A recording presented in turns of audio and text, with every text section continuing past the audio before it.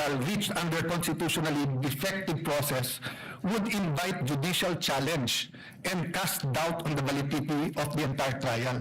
Do we want to go 30 weeks?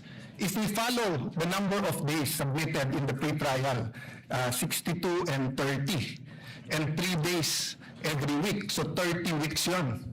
Then after the 30 weeks, we'll end up in the Supreme Court kasi kuni-question natin kung tama ba kung sinong nag-preside. Why is it important? Why can't any of the 24 preside? Remember, under our very rules, hindi ko nababasahin para mas umikli. In our very rules, the presiding officer can decide on the spot, or he can throw it to the body, or he can call a caucus or whatever you call it, to be able to decide. And we experienced that during the Corona trial, and that's one reason why everyone acclaimed the late Senate President Enrile, not only because of how he carried it himself, but how the consensus and how he carried it with the minority. Secondly, jurisdiction and regularity. The Senate's jurisdiction over the impeachment trial is constitutional. The exercise of jurisdiction must conform to the Constitution, and the Senate's validity adopted impeachment rules. We cannot say we're following the Constitution, then we will not follow the Constitution. If the Constitution and its framers prescribe who shall preside, who are we to change the Constitution here today? We cannot enlarge or diminish the Constitution arrangement through internal rules or through ad hoc resolution. Lastly, due process.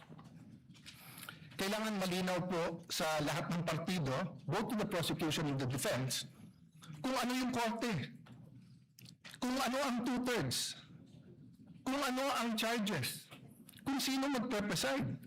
So kung now during the first day we're going to change who's going to preside, and it's against the Constitution, what more changes are we going to do in the next few days? Ano ang limit ng pwede natin palitan sa Constitution at hindi? The authority must come from the Constitution or the governing law, not from the vote of a tribunal. Litigant is entitled to have the case heard by the decision maker, designation by law. The law cannot say that ang mag-hear kay Senator Marcoleta Sandigan Bayan, tapos sa Court of Appeals natin siya gagalin. Hindi pwede sabihin sa RTC dapat i-hearing si Juan de la Cruz, tapos sa Sandigan Bayan natin gagalin. Hindi pwede sabihin tatlo sila sa CA, pero in this case, nagbotohan kami, isa lang kami mag-hearing. Before proceedings before a judge or hearing officer who lacks the legal authority are invalid regardless of fairness of the proceedings. A judgment rendered by court without jurisdiction is null and void and may be attacked anytime. It creates no right and produces no effect. It remains basic fact that in law, the choice of the proper forum is crucial, as the decision of a court or tribunal without jurisdiction is a total nullity. A void judgment for want of jurisdiction is no judgment at all. All performed pursuant to it and claims emanating from it have no legal effect. Tan versus Cinco, GR number 213054, June 15, 2016. Penned by Justice Perlas Delabe, First Division. The constitutional authority, Mr. President, is very clear. Now, let's put that aside for a moment. But we're not allowed to do that. But for a moment, let's put that aside. The Constitution is not clear and tell us what to do. The rules of the Senate says that any amendment should be presented a day before. And that's why the then minority, when I was Senate President, walked out, because your contention was, when we gave it to the Committee on Rules, kahit mahigit isang araw na at binabalik ng rules, we did not follow the rules. So on the rump session or alleged rump session on June 3, first of all, you did not have a quorum of 13. But let's assume for the sake of argument, I'm not giving you that point. As far as I'm concerned, it's in the Supreme Court, walang quorum ang 12. Assuming may quorum ang 12, you did not follow the rule.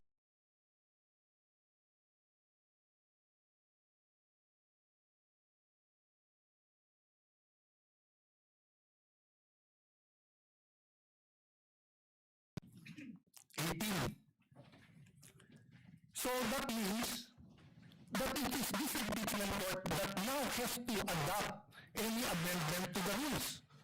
we will not debate that amendment to the rule. We cannot now just change the rules. We're here for the opening statements. We're here for the trial. Are we here to change the rules? We're changing the rules here today, Mr. President.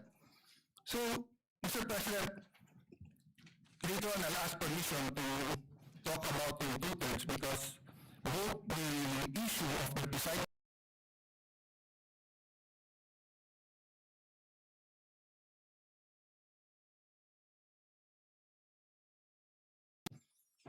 para maintindihan lang po ng lahat, lalo po sa mga kababayan natin nanonood, Merriam-Webster, simple definition, a threshold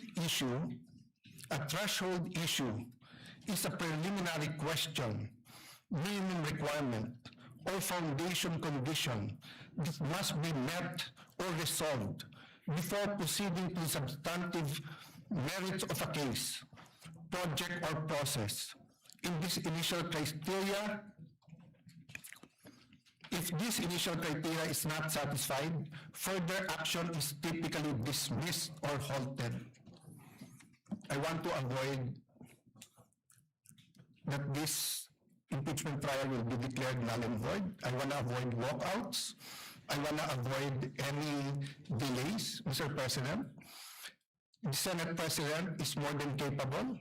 He said he is willing. He said he is ready. He has been in many situations in his life that people say you cannot do it, but he has done well. He has studied. So what is the issue? Why do we have to vote for a presiding officer, Mr. President? Why can't we follow the Constitution? So the point of order, Mr. President, is that amending the rules, implementing a null and void rule, and violating the Constitution will endanger this whole hearing, Mr. President. So please rule on the point of order, and I hope that the Senate President, who's more than able, will present. Thank you to the gentleman from Taguig. Before I express my views on the matter, let me just put into the record the facts on when we amended Rule 2 of the Rules of Procedure on the impeachment trials. On June 3, 2026, Senator Juan Miguel Zubiri proposed Senate Resolution number 430, and that was adopted during that time. 26. And then, on the same day, the same resolution was adopted and renumbered to Resolution number 40. It was published on June 9, 2026 in the Philippine Daily Inquirer as well as Malaya. During that time, in June 3, when we amended the rules, everyone had the opportunity to express their views regarding the proposed resolution. And since no one objected, we adopted Resolution number 430 and renumbered it to Resolution number 40. That is anchored on our Constitution. Article 6, Section 3, Paragraph 8 of the Constitution, that the Congress shall promulgate its rules on impeachment to effectively carry out the purpose of this section. So, my view, to the good gentleman, let me just finish, sir. My view is this resolution has been duly approved and everyone was given an opportunity to discuss that, to object. However, it was no one objected to that resolution, and it was duly approved by the body.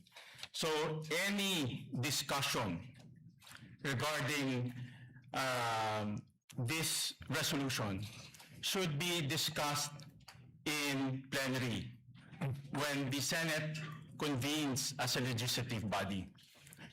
In the past precedents, during the era impeachment, November 15, 2020, the body as well approved the rules of impeachment in plenary. During the Corona impeachment, March 23, 2011, once again, resolution number 39 was adopted in plenary. So any issues pertaining to this resolution should be discussed in plenary when the Senate convenes as a legislative body. So that is the position of the chair and the view of the chair on this matter. Sir President, first, may I dispute that you used the word fact. It is not a fact that the rules were changed because it is being disputed that first, there was no quorum on that day. Second, if we are going to amend the rules of impeachment for the impeachment trial in plenary under the rules of the Senate, Section 136, second paragraph says, the rules may be amended by means of a motion that should be presented at least one day before its consideration. It was not presented on June 2. So, we did not follow our rules. So, a rule that was passed that did not follow our rules, or an amendment that was passed that did not follow our rules is void. You cannot get anything out of it. It is a nullity. So if today we pass a change in our rules and we do not follow our own rules in changing the rules, we cannot follow the rules. Secondly, Mr. President, the impeachment court already adopted our rules. Iba po ang plenary, tama po kayo doon, I agree with you doon, iba po yung impeachment court. So is the impeachment court now hostage or subject to whatever changes the legislative body does and we will not adopt? Then why did we adopt the rules when we took our oath? We adopted it because the impeachment court is not powerless to talk about our rules. But finally, Mr. President, for the sake of argument, just for the sake of argument, wag na natin tignan yung mga amendments. It's against the Constitution. So can the impeachment court disobey the Constitution? If the Constitution says the presiding officer should be the Senate President, can we now say na no, pagbotohan natin kung sino? Because if we say that we can, what next? Will we add to the articles of impeachment? Will we lower the bar of the quantum of evidence needed? Will we say that baliwala na yung pre-trial brief at bahala na si Batman? So, Mr. President, I thought that's why we have the rules. Because when we have the rules, it dictates fair play. And the rule says, it is the Senate President who will preside. So if now we're not going to follow the rules, anong pinag-uusapan natin patas? Anong pinag-uusapan natin due process?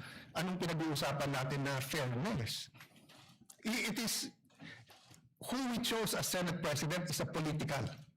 So we made our case doon na we would have a warfare. You made your case, you got the majority.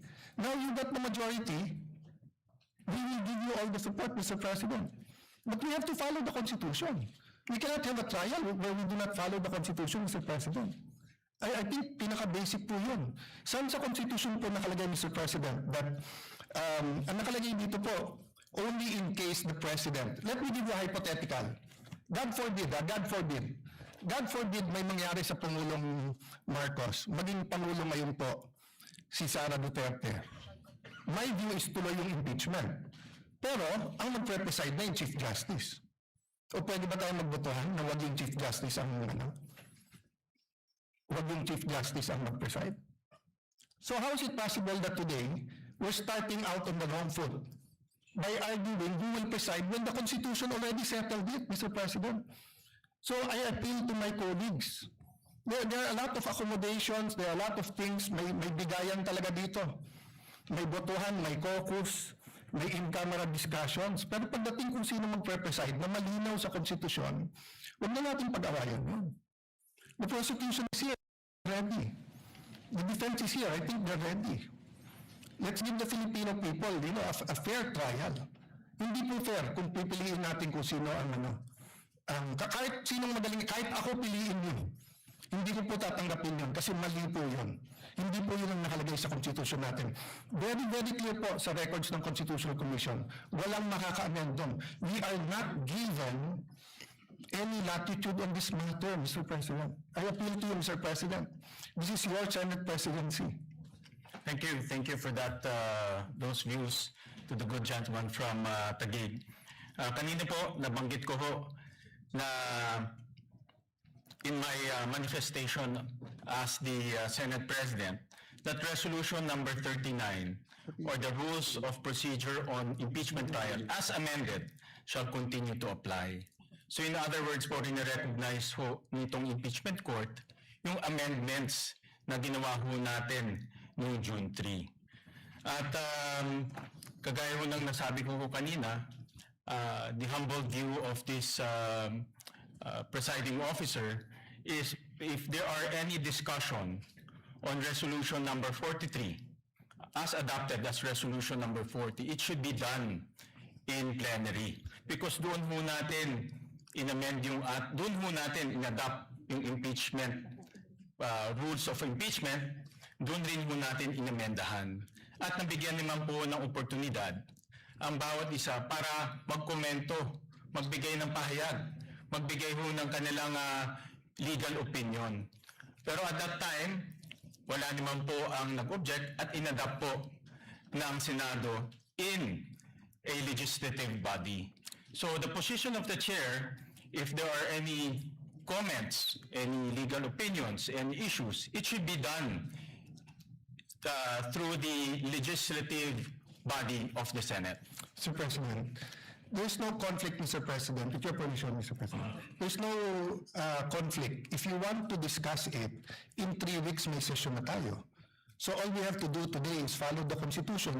You preside, then pagdating ng plenary, then we can debate whether we are allowed to amend the Constitution or not.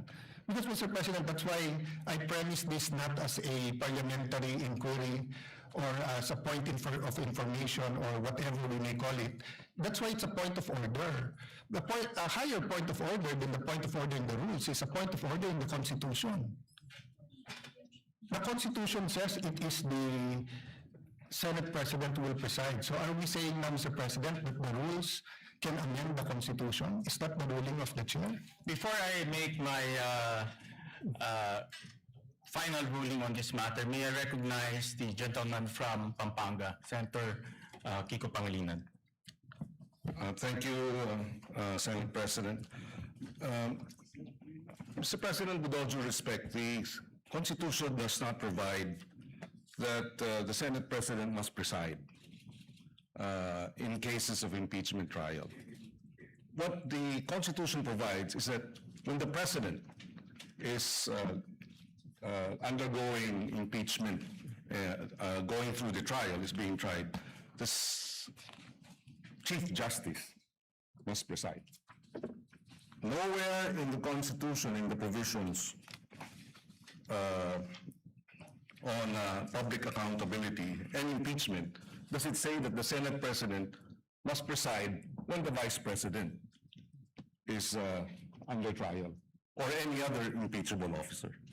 And precisely because of this, and precisely because the Constitution likewise allows Congress, not the impeachment court, Congress, to promulgate its own rules, which is what the Senate did in June 3. We proposed amendments to the rules under our rulemaking power, which, by the way, was subsequently ratified when we convened in a special session on June 17. The June 3 journal was ratified unanimously on June 17 when we had our special session. And in the June 3 minutes in the journal, precisely we approved the amendments to the rules. This was further ratified on June 17. Therefore, it is considered regular. The presumption of regularity now comes into force. But having said that, Mr. President, the good gentleman from Taguig has brought this matter before the Supreme Court. And we agree with the point earlier raised by the Senate President. This matter should be either discussed in the Senate in plenary as a legislative body, or if he has questions which may in fact turn out to be valid, he has brought this matter before the Supreme Court. And therefore, this impeachment court is not the venue for this debate, Mr. President. If there is anyone who is out of order, with due respect, I think the proper process is the matter is pending before the Supreme Court. There is no temporary restraining order. There was a request for a status quo ante order. It was not granted. And therefore, the presumption of regularity behooves us as an impeachment court to proceed. And finally, Mr. President, allow me to reiterate, the point of order is improper. In fact, the debate on this matter here in the impeachment court is So, the chair has already ruled. President, before you rule, The chair has already ruled. to ask for the floor. Just 2 And may minutes. I respond to I'll allow the gentleman from Taguig to rebut for 2 minutes, and then we will make the final ruling. Before I rebut, I'm from Ateneo Law School, and what they taught us there is that you look at the records of the Constitutional Commission, and then pag klaro, klaro. But let's call someone from UP Law to see whether they were taught the same thing. Senator Pia, may I ask Senator Pia?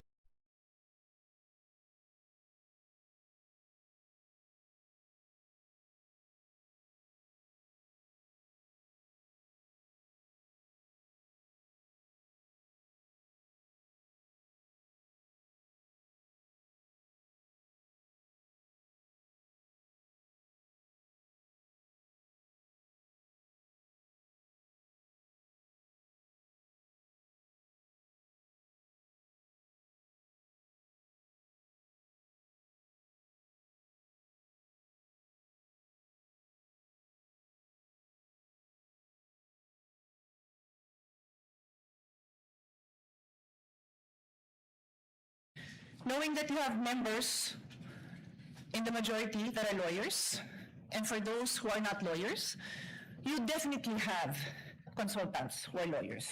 Wala naman siguro yung isang senador dito na walang consultant na abogado. Kahit ako abogado, ang dami ko hong staff na abogado din. Why? Because these are legal issues. We need to talk to the experts. Kung pag-uusapan natin ang mental health, physical health ng Vice President, then of course we will not listen to lawyers. We will listen to doctors, di ba? So this is a legal issue. Let's hear what the lawyers have to say. But let me just quote, because I know the Senate President doesn't have time to call on all the lawyers. So if you ask your lawyers in your staff, I'm sure nag-abala sila to look at the constitutional records, to look at the journal. I'm sure. And if they did not, please take your cell phone now and text your staff. What does the constitutional journal, the records of the debate show? Sinabi na po ni Senator Alan Cayetano, you can question him, you can doubt him. Ask your staff. May I ask you, dear colleagues, let's do our job well.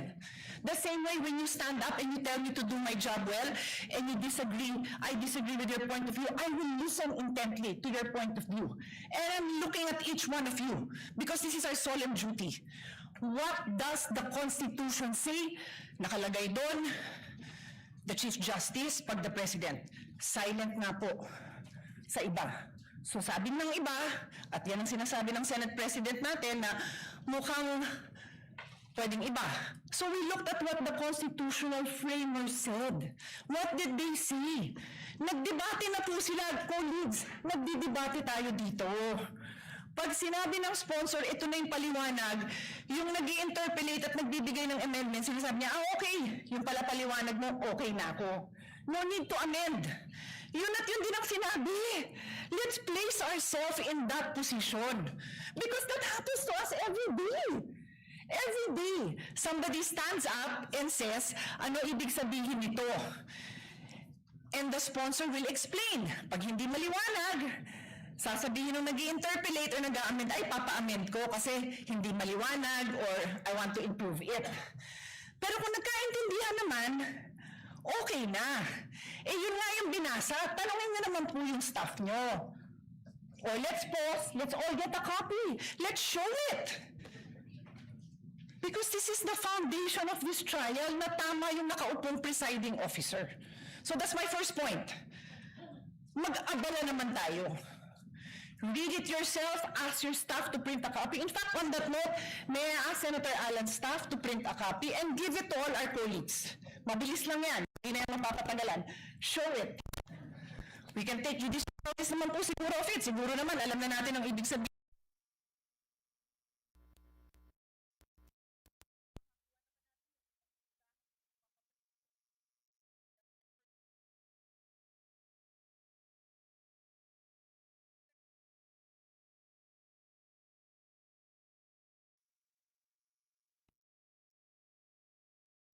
Have to call a regular session. We have to be to amend the impeachment rule. Eh di tawagan niyo po ang Malacanang. Nagpa-special session naman po siya, di ba, with all due respect, to pass the National Orchid Law. To pass, what else? Ang tatlo yan eh. Oh nga, yun nga, yung waling-waling as National Orchid, ano pa yung dalawa? No, I'm not questioning it. I'm saying that there was a special session called to pass 3 laws. Naalala ko yung waling-waling because I love it. This is important. O ano pa yung dalawa? Unfortunately, hindi ko na maalala. Dalawang naturalization. Sports-minded po tayo. Love po natin. Nagkaroon ba ng laban between now and July para mag-special session tayo para doon? Hindi ko alam. But in any case, ito importante ito, di ba? Eh di kung pa-i-insist nyo na yung impeachment amendment na yan kailangan gawin ng special session, eh, mapapatawag tayo ng special session. Mukha namang very supportive naman ang Malacanang sa majority. Di mo ba? Pero I take the position that we are in impeachment court. We are already in impeachment court. Therefore, the amendments must happen here. Medyo common sense din naman po yan. And that's my case. Yun lang po. But as soon as the copies come, I will give it to you. Colleagues, look at it. Huwag tayong majority-minority botohan. Ayusin natin yung pagboboto natin dahil pinapanood tayo, pinapaniwalaan tayo, at umaasa sa atin ang taong bayan. Maraming salamat po. Once again, it is, again, before the chair rules, let me acknowledge the former Senate President, Senator Tito Soto. Thank you, Mr. President. Tama-tama yung sinabi ng distinguished lady from Taguig, tanongin daw yung mga legal staff. Eh, binigay nga sa akin yung legal staff po, eksakto na ito eh. Article 11, Section 6, page 154.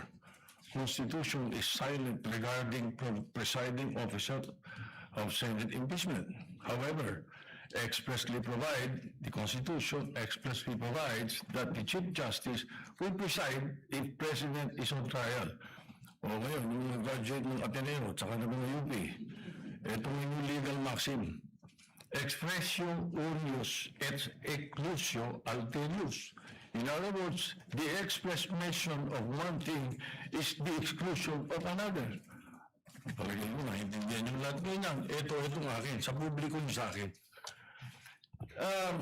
Ang sinasabi ng publiko ngayon, nanonood sa atin, dapat you should not resort to too much technicalities kasi yung public interest ang iniisip nila rito. They want to expedite the proceedings. They want the trial, not rules. They're interested in the trial, not rules. In the interest of justice, sabi nga nila, sometimes rules are not sacrosanct. But itong nangyayari ngayon dito, bakit? Ang publiko ang importante dito. Where does the Constitution emanate from? From the public. From the people of the Republic. So, desisyon na nyo na ito, Mr. President, para matapos na. Mr. President, can I have my rules? Again, once again, let me reiterate.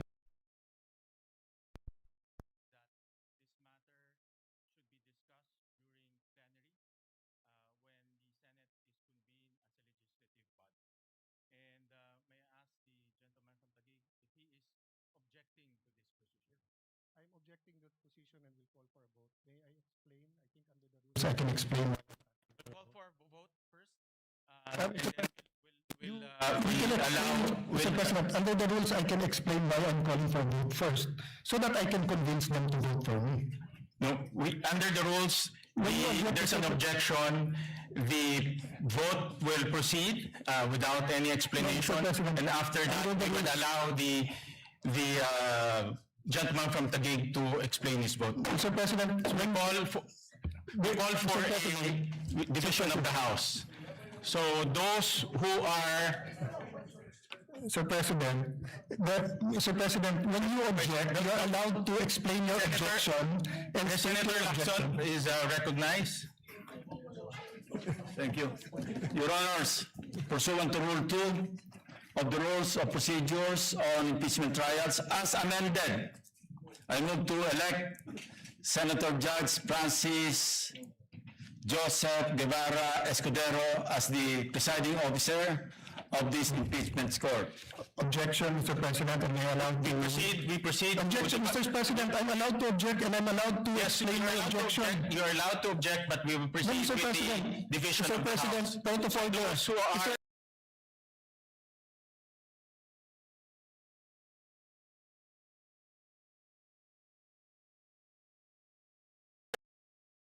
we vote by raising of hands.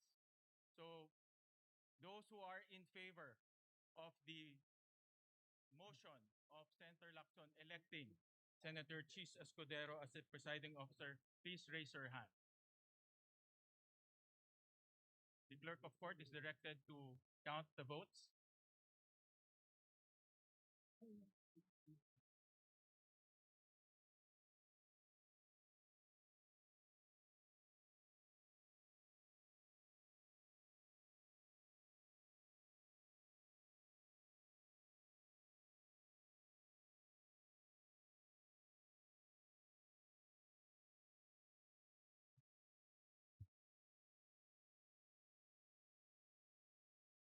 Explain my vote, Mr. President. Hold on, let's allow the chair to make a ruling. Those who are against to the motion of Senator Lacson electing Senator Chis Escudero as the presiding officer, please raise your hand.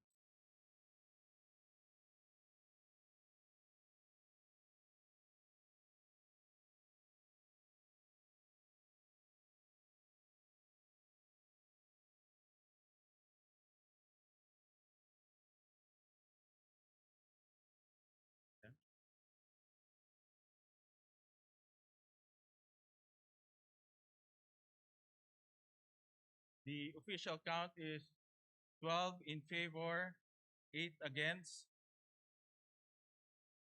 The majority, those who are in favor, has it. Mr. President, The court resolves to elect Senator Chis Escudero as presiding officer of the impeachment court.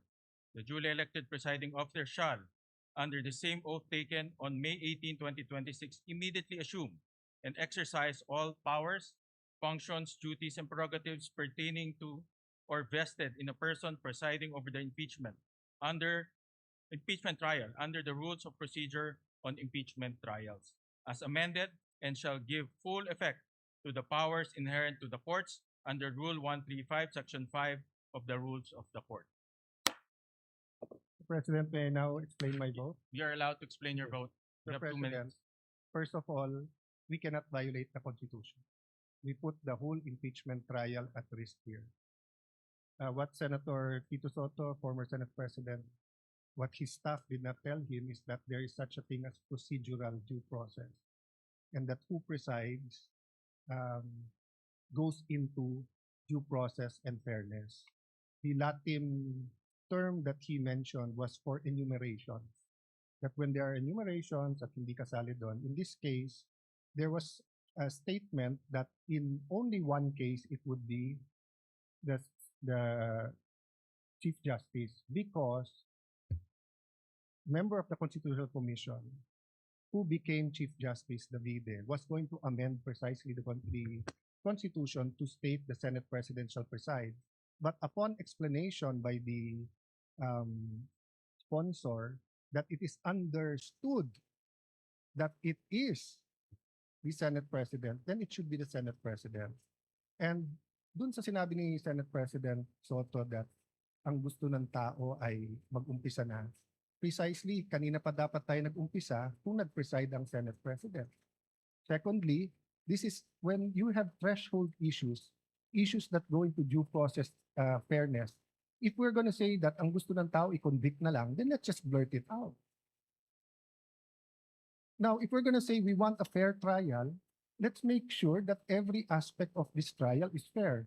So that's why, Mr. President, if you read the rules, the presiding officer shall have the power to make and issue by himself or by the Secretary of the Senate all orders, mandates, writs authorized by these rules of the Senate and make and enforce such other regulations, orders, premises that the Senate may authorize or provide. Nandito din, Mr. President, that the Senate President may by himself uh, or bottom line, Mr. President, pwedeng mag-decide ang Senate President o sa atin. And Mr. President, there are issues that goes into fairness. You know, the AMLA will be a witness here. And I have information that the 20 years AMLA records of Senator Escudero and his credit cards and bank accounts were all opened up in the office of the Senate President, where members of the Blue Ribbon Committee was here. Then we're going to ask him to preside. So there's a problem with this. Is my explanation. This is my explanation. This is my explanation. To the gentleman This is from factual Taguig. and this is my Uh, explanation. So I will stop there. With all I- due respect, your statement's already out of order. It has nothing to do with the topic on hand. No, Mr. And President, the presiding officer will strike off, it has the- all to do with this. will strike It off has all to do. the I do not- statements Mr. President, pertaining to Senator Mr. Escudero. President, kaibigan ko si I Senator direct the Escudero. stenographers to I strike don't off doubt these him. statements. He is the victim here. I'm not doubting him. We- I'm not doubting he will be we- fair. I We, am saying, we will do we want will a fair suspend trial the or not, session Mr. for a few President? minutes to request the presiding officer, Senator Chis Escudero, to ascend the rostrum. Session Mr. suspended. President, on this issue, still on this issue,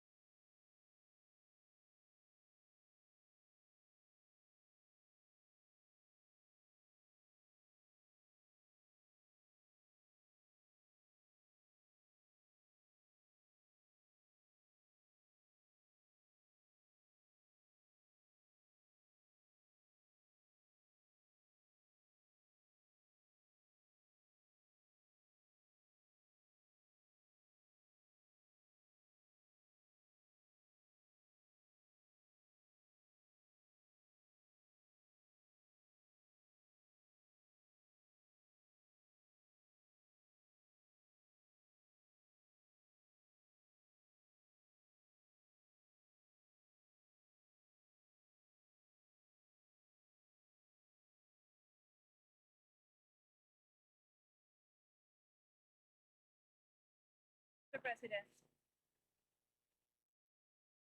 What is the pleasure of Senator Duterte? Mr. President, I'm explaining my vote. The lady has to. Thank you. Dear colleagues, my explanation includes a reminder to all of you na hindi niyo kasundo si Alan. Alam mo, kasundo niyo ako. So, sarado ang pag-iisip niyo na si Alan nagpaliwanag, ako naman ang magpapaliwanag. Pagbigyan niyo naman ako. But what I'm saying is not new from what Senator Alan Cayetano expressed. And I have here copies of the constitutional verbatim debate on this provision. And as Senator Alan read, sinabi ni Mr. Monsod, is it not understood that when the President of the Philippines is on trial, it is the only time when the Chief Justice of the Supreme Court will preside? Is it necessary to say that the Senate President will preside during all other times? Ulitin ko yung tanong, kasi yun ang tanong natin today. Is it necessary to say in the Constitution that the Senate President will preside during all other times? Ang sagot ni Mr. Davide, Mr. Presiding Officer, I precisely presented that because we have a distinction when it comes to the Chief Justice of the Supreme Court. But with that clarification, that in all other cases, it would be the President of the Senate who will preside, I withdraw the amendment. Kaya clear sa Constitution that in all other cases, the President of the Senate will decide. Wala, hindi ho applicable dito yung excluso unios. Hindi ko na-memorize yan kasi I graduated in 1991 and we took that up in 1987. But the phrase is, pag hindi kasama excluded, hindi po applicable yon. With all due respect to our former Senate President, it is the intention of the framers that matter. I will ask the page to help me distribute this among our colleagues.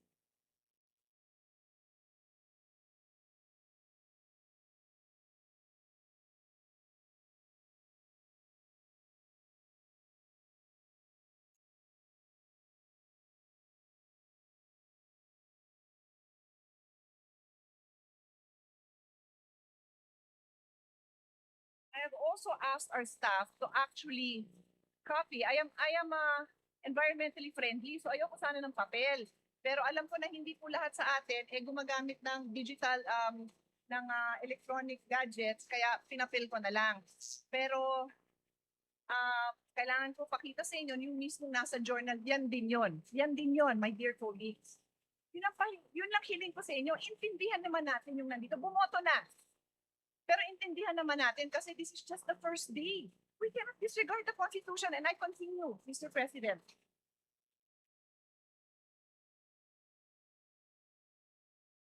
We have enough jurisprudence, more than enough, to explain to us, even in layman's terms, what basic legal principles are. And one of the most fundamental principles of constitutional construction states that we give effect to the intents of the framers of the Constitution. With this vote, did we give effect to the intentions of the framers of the Constitution? Sinabi nga, Senate President ang mag-preside. Hindi na siguro napakalaking bagay yun dahil kahit sinong ipalit nyo, maayos naman ang mga kasama natin sa colleagues natin, maayos naman. Hindi mo yun ang point. The point is, what are we required to follow? That's why the Constitution. And I will now state for the record a few cases that points out that this is what we are supposed to do. Give effect to the Constitution. Lambino versus Commission on Elections in GR number 174153. The Supreme Court looked explicitly to the Constitutional Commission deliberation to determine the nature of people's initiative. Because the text was debated, the court used the framers' explicit intention. I repeat, the court used the framers' explicit intention revealed in the plenary debates to prevent deceptive or misleading petition processes and establish a stringent full text requirement. So anong ginawa sa kaso? Tinignan ang intent ng framers of the Constitution. Another case, Calderon versus Carale. GR number 9163. God bless his soul. Si Dean Carale was my dean. And Senator Ines as well. Senator Kikos as well. He was with my father in the university. So, pagbigyan niyo na ako a moment of remembering.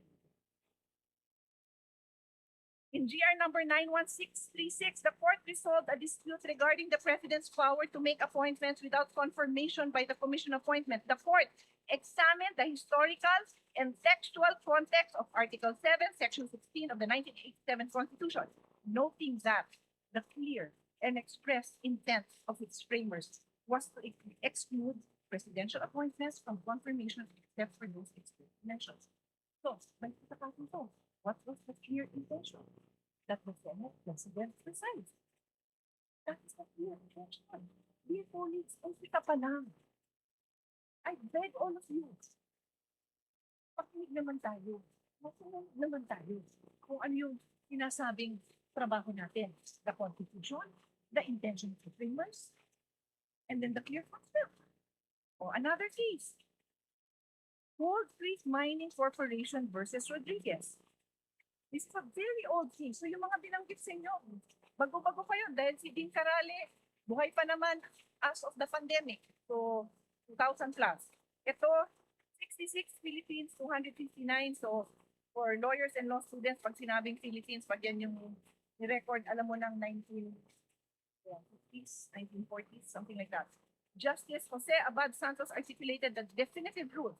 The fundamental principle of construction is to give effect to the intent of the framers of the organic law and of the people adopting it. Dear colleagues, I can stand here and read more cases to all of us. We have law students. We have freshman law students. We have fresh graduates. We have bar reviewers listening to us.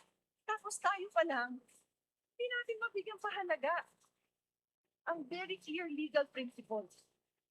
Pati yung prosecution and defense, nakikinig. Sana po, huwag niyong abalahin yung oras namin.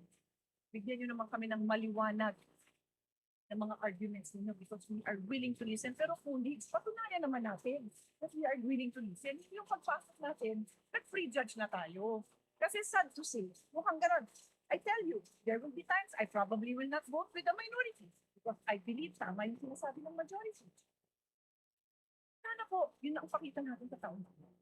So, hindi ko naabalahin yung time dahil kakaupo pa lang ng bagong presiding officer. Pero ang dami pang kaso that says, look at the intent of the framers of the Constitution. And today, we disregarded the intent of the framers of the Constitution. Magandang hapon po. Ganyan ang pag-uumpisa ng hearing na ito. We know the remarks of Senator P. in connection with other explanations of course. What is the pleasure of Senator Judge Soto? I'd like to explain my vote also. The gentleman may proceed and he has 2 minutes. I have And one be line, mindful of the timer. I have one line to say, that's the reason I voted in favor. Because the minutes of the Constitutional Commission are merely research source. What is the pleasure of the Honorable Padilla?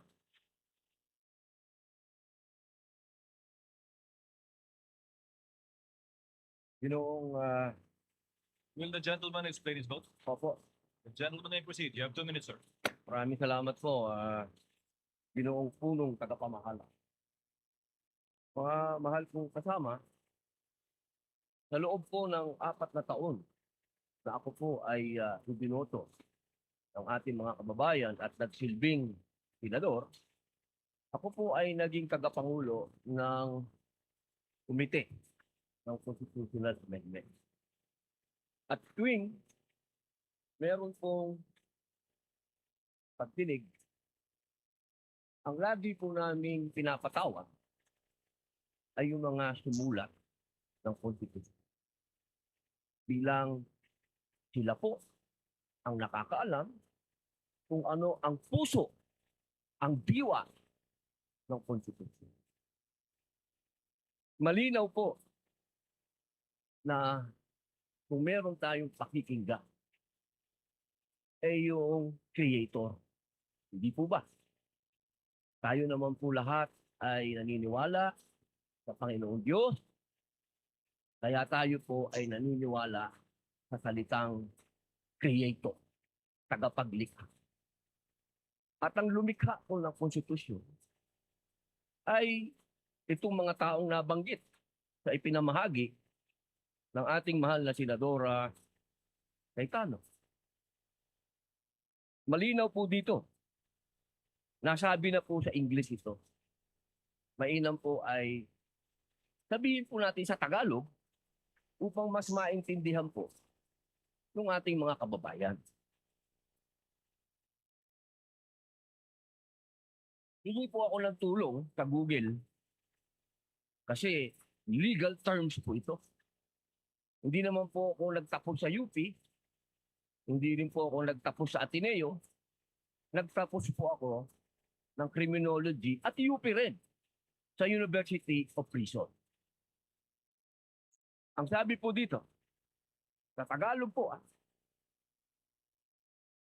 Ginoong Presiding Officer, eksakto ko itong hinihain dahil nagkaroon tayo ng pagkakaiba pagdating sa punong maestrado ng Korte Suprema. Ngunit sa paglilinaw na iyon, na sa lahat ng ibang mga kaso ay ang Pangulo ng Senado ang mamumuno. Kaya binabawi ko ang nasabing susog. Ang nagsabi po nito ay ang dating Justice David. Ngayon, mga mahal kong kasama, at sa ating pong mga taga-subaybay, ang batas po ay precise. Hindi po ito pwedeng iba-ibahin o baluktutin. Kung ano ang sinabi lalo ng saligang batas, ay sana po ay panghawakan natin. Ngayon, sa loob po ng 4 na taon ko dito, lagi pong sinasabi yung tradisyon. Minsan, yung rules na yan, nawawala yan. Ilang beses na ho ako naguluhan dito dahil, teka, sundin natin yung tradisyon kaysa yung rule. 2 beses na po nagkaroon ng impeachment. Yung unang impeachment, ang nag-preside ay yung Chief Justice, kay Pangulong Prada. Yung sumunod po, nandito na po ako noon. Ang nag-preside ay ang mahal na Bicolanong kaibigan ko, Senador Escudero. Yun po kasi yung nasasabi sa saligang batas at tradisyon. Yun na po yung nangyari. Ngayon, gusto ko pong tanungin yung mga kasama ko sa majority. Personal na tanong po ito. Nung hinihikayat po akong sumama sa majority, isa lang ang sinabi ko. Kung si Senator Escudero, ang kababayan kong Bicolano, ang gagawin yung Senate President, lilipat ako sa inyo. Ang hindi ko maintindihan, bakit ngayon, pinipilit natin ng ating presiding officer, si Escudero. Ba't hindi natin siya ginawang Senate President noon? Yun lang po ang tanong ko. Maraming salamat. The remarks of the gentleman. Senator Marcos, what is your question? Lady may do so. You have 2 minutes, ma'am. Kindly be mindful of these. Yes, thank you very much. Ang sabi sa atin ng bata tayo, kapag mali ang umpisa, mali na ang lahat na susunod. Ayoko naman magkamali sa umpisa pa lamang na napakahalagang paglilitis na ito. Unang-una, paulit-ulit na nating sinaad na ang ating saligang batas ay hindi maaring baluktutin. At napakaklaro nito. At ang sinasabi ng ating Constitution of 1987, Article 11, Section 3, Number 6, all other impeachable officers ang sinasabi, carving out therefore the exception that proves that rule, that the Chief Justice is the single exception, and otherwise the presiding officer should be the Senate President. It is the exception that proves the rule. Palibasa na uso ang Latin, may kabaliktaran din sa kinote ni Senator Soto, expressio unius est exclusio alterius. Palibhasa, hindi naman in-exempt, ibig sabihin na laging dapat ang Senate President ang presiding officer. Ikalawa, nakita naman natin ang mga debate ang listahan ng mga sinabi at kaliwanag nung dating Chief Justice natin, si Mr. Davide, nung panahon nung convention. Contextual reading and the thorough debates do not allow for any interpretation whatsoever. And we should abide by that. Ikatlo, yung kaduda-dudang forum nung June 3 na pinapaliwanag ng aming minority leader na hanggang ngayon nakatenga pa rin. Kung tutuusin, nung sinasabing na amyenda, yung Senate, yung Supreme Court petition ay pending pa. Kaya hindi karapat-dapat na yon ang sundan. Ikalima, it's not the impeachment court but the Senate that amended the rules. Kaya para sa akin, napakaraming dahilan. Huwag sana nating sayangin itong napakahalagang responsibilidad natin at huwag mag-umpisa sa mali itong paglilitis. Maraming salamat. Thank you, Senator Marcos. Duly noted and entered into the records. The pleasure of Senator Legarda. Senator Judge Legarda.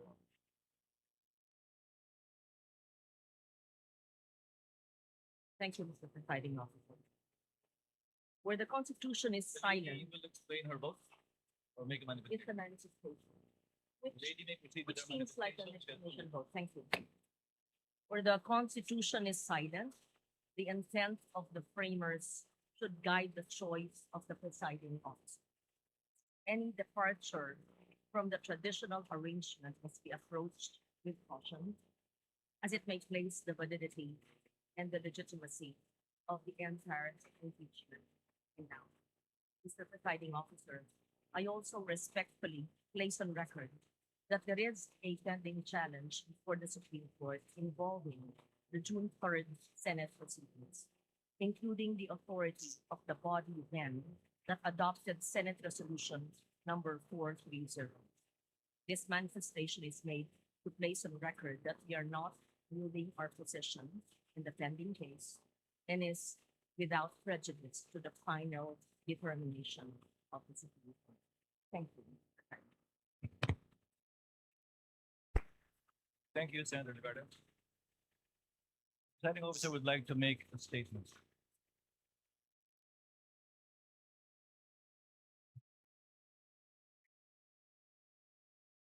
Sa mga ginagalaan kong kapwa Senator Judge, sa ating mga minamahal na kababayan, sa mga partido sa kaso ng kabinbin ngayon sa Senado, isa pong maganda at pinagpalang hapon sa ating. Sa araw na ito, muling gagampanan ng Senado ang isa sa mga pinakasagradong tungkuling iniatas ng saligang batas. Ang pag-upo natin bilang isang impeachment court para litisin at husgahan ang pangalawang Pangulo. Kinikilala ng ating saligang batas na may mga opisyal na may hawak ng kapangyarihan at pananagutan na napakabigat para sa kanila lamang itinakda ang impeachment bilang tanging paraan para sila ay panagutin. Article 11, Section 2 of the Constitution enumerates these officials: the President, the Vice President, the members of the Supreme Court, members of the Constitutional Commissions, and the Ombudsman. They are not ordinary public officers. According to the late former Senate President Juan Ponce Enrile, they hold, quote, the highest and most sensitive offices of government. They may be removed from office only upon conviction for offenses of the highest constitutional gravity: culpable violation of the Constitution, treason, bribery, graft and corruption, other high crimes, or betrayal of the public trust. Impeachment is a means to preserve constitutional government through the removal and disqualification, if so warranted, of an unfit official from a position of public trust. 5 opisyal pa lamang ang na-impeach ng Kamara de Representantes sa ating kasaysayan sa ilalim ng 1987 Constitution. Una, si dating Pangulong Joseph Estrada noong 2001 na ang paglilitis ay naungusan ng mga pangyayaring humantong sa EDSA 2. Ikalawa, si Ombudsman Mercy Gutierrez noong 2011 na nagbitiw bago pa man mabuksan ang kanyang paglilitis ng Senado. Ikatlo, si Chief Justice Renato Corona noong 2011 din na nilitis na patunayang nagkasala at inalis sa tungkulin ng impeachment court bilang punong mahistrado. Ika-4, si dating COMELEC Chairman Andres Bautista noong 2017 bagamat nagbitiw siya sa pwesto bago pa man mapadala ang articles of impeachment sa Senado. At ikalima, si Vice President Sara Duterte noong 2025. Subalit ang nasabing articles of impeachment ay idineklara ng Korte Supremang null and void ab initio kung kaya't ito ay inarchive ng Senado. Siya ay muling na-impeach sa kasalukuyang taon at ngayon naharap sa paglilitis na ito. Ipinakikita lamang na maikling talaan ito ng impeachment ay hindi isang pangkaraniwang kaganapan. Turing nga ng Korte Suprema, quote, "It is the most difficult and cumbersome mode of removing a public officer from office." Subalit, ang paglilitis na ito ay hindi lamang hindi pangkaraniwan. Ito ay tunay na bukod tangi. Bakit? Una, si Vice Presidente Sara Duterte ang kauna-unahang opisyal na 2 beses na na-impeach ng mababang kapulungan. Pangalawa, siya ang kauna-unahang Vice Presidente na haharap sa paglilitis ng isang impeachment court at pangalawang opisyal lamang na halal ng sambayanan na sasailalim sa prosesong ito. Pangatlo, siya ay hinahalal ng may pinakamalaking mandatong pinagkaloob ng sambayanang Pilipino sa sinumang kandidato sa ating kasaysayan. Mahigit 32 milyon o 61% ng kabuuang boto para sa ikalawang Pangulo. Pang-apat, ang articles of impeachment laban sa kanya ay inendorso ng 277 na miyembro na kumakatawan sa ating mga mamamayan mula sa iba't ibang distrito at sektor at ng ating bansa. Nakatumbas ay mahigit 80% ng kabuuan ng Kamara de Representantes. Terminating an elected mandate before the end of its term is among the most drastic acts our constitutional democracy can undertake. This is why the trial must be guided with prudence, tempered by caution, and marked with unquestionable impartiality. We must avoid even the appearance of impropriety and observe the cold neutrality of an impartial judge at all times. May I therefore caution my fellow senator judges, the prosecutors, the respondent, and their respective counsels and witnesses to refrain from making any comments and disclosures to the public pertaining to the merits of this trial as mandated by the impeachment rules itself. Let us heed the words of the Supreme Court that said, "Impeachment is not a chance to settle political scores. It is not a stage for political theater or personal attacks. Because when the focus shifts to the person rather than the alleged wrongdoing, the process loses its integrity." As presiding officer, I shall do my part to uphold the fairness and integrity of this process and shall see it through to its proper conclusion. At this point, I would like to thank my colleagues for their trust and confidence. I did not seek nor did I ask for this responsibility, but neither will I shirk from fulfilling this duty without fear or favor. This now brings me to the threshold questions that will guide the conduct of this trial and the rulings of the chair. First, what is the number of votes needed to convict the respondent? Second, what is the quantum of proof required to sustain a judgment of conviction or acquittal in these proceedings? Third, how strictly or liberally will this court apply the rules in resolving questions of procedure and evidence?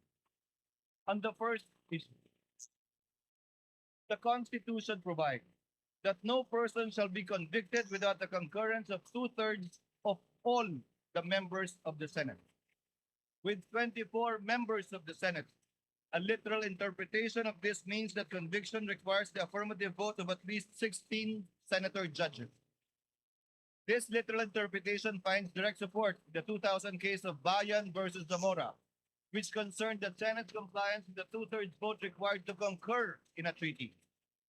Despite having only 23 incumbent senators at that time, then Senator Gloria Macapagal Arroyo was elected as Vice President. Therefore, there were only 23 senators.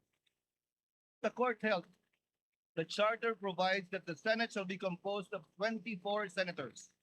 Without a tinge of doubt, 2/3 of the figure, or not less than 16 members, is an unquestionable compliance with the requisite number of votes mentioned in Section 21 of Article 7. It behooves, therefore, all of us to observe the same fidelity with the Constitution in this trial, which affects not only the mere ratification of a treaty, but more so affects the substantial rights of the respondent, as well as the sovereign will of the people as expressed in the overwhelming mandate given to her. This is the prevailing law today. We agree with it or not, we must abide by it. However, those who disagree are not without recourse, because this is without prejudice to the right of any party who holds a different view to seek judicial relief. And should the Supreme Court, who possesses the sole authority to interpret the Constitution, by virtue of its power of judicial review, render a different ruling on this question other than what the chair has stated, this court and this representation shall faithfully abide by that ruling of the Supreme Court. On the question of quantum of proof, given that impeachment is a sui generis constitutional proceedings, the standards of proof that govern administrative, civil, and criminal proceedings do not apply.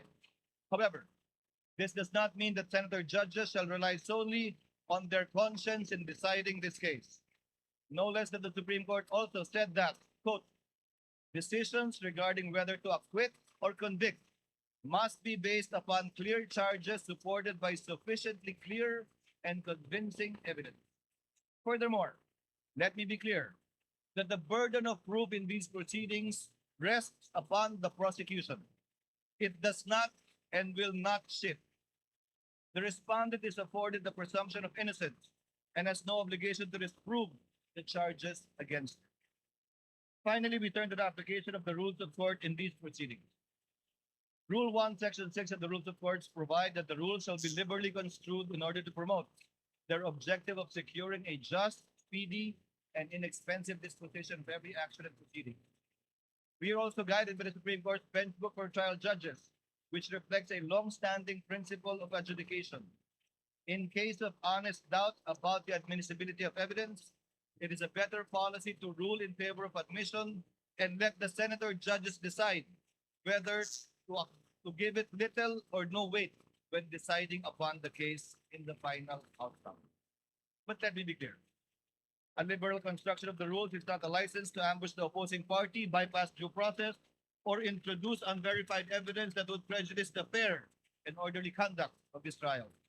Accordingly, consistent with the demands of due process, fair play, and the orderly administration of justice, the chair will construe the rules liberally so that, number one, the prosecutors may be able to adequately present their case, that the respondent may be able to rigorously test it.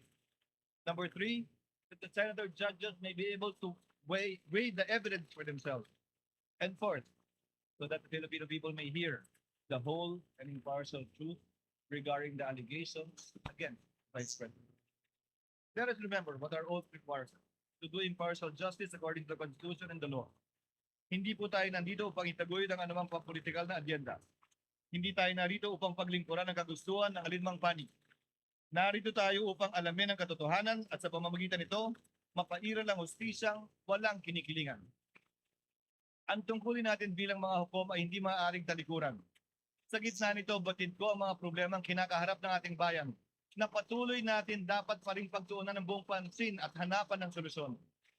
Tayo ay mga senador bago tayo umupo bilang mga hukom at mananatili tayong mga senador na patuloy na magsusumikap na tugunan ang mga pangailangan ng ating mga kababayan bilang Senado at hindi mababago ito. Kaya't aking hiling at dalangin na huwag sana malunod ang diwa ng pagkakaisang nagpigli sa atin, gaano mang katindi ang mga debate at pagtatalo sa hukumang ito. Dahil anuman ang magiging kalabasan ng paglilitis na ito, laging kinakailangan ang Senadong nagkakaisa. Dalangin ko po na sana pagkalubad tayo ng katatagan, karunungan, pagpapakumbaba at pag-unawa upang magampanan nating lahat ang ating tungkulin bilang mga hukom. Pagpalain ng punta, lahat sana tayo ng buong may kapal. Maraming salamat.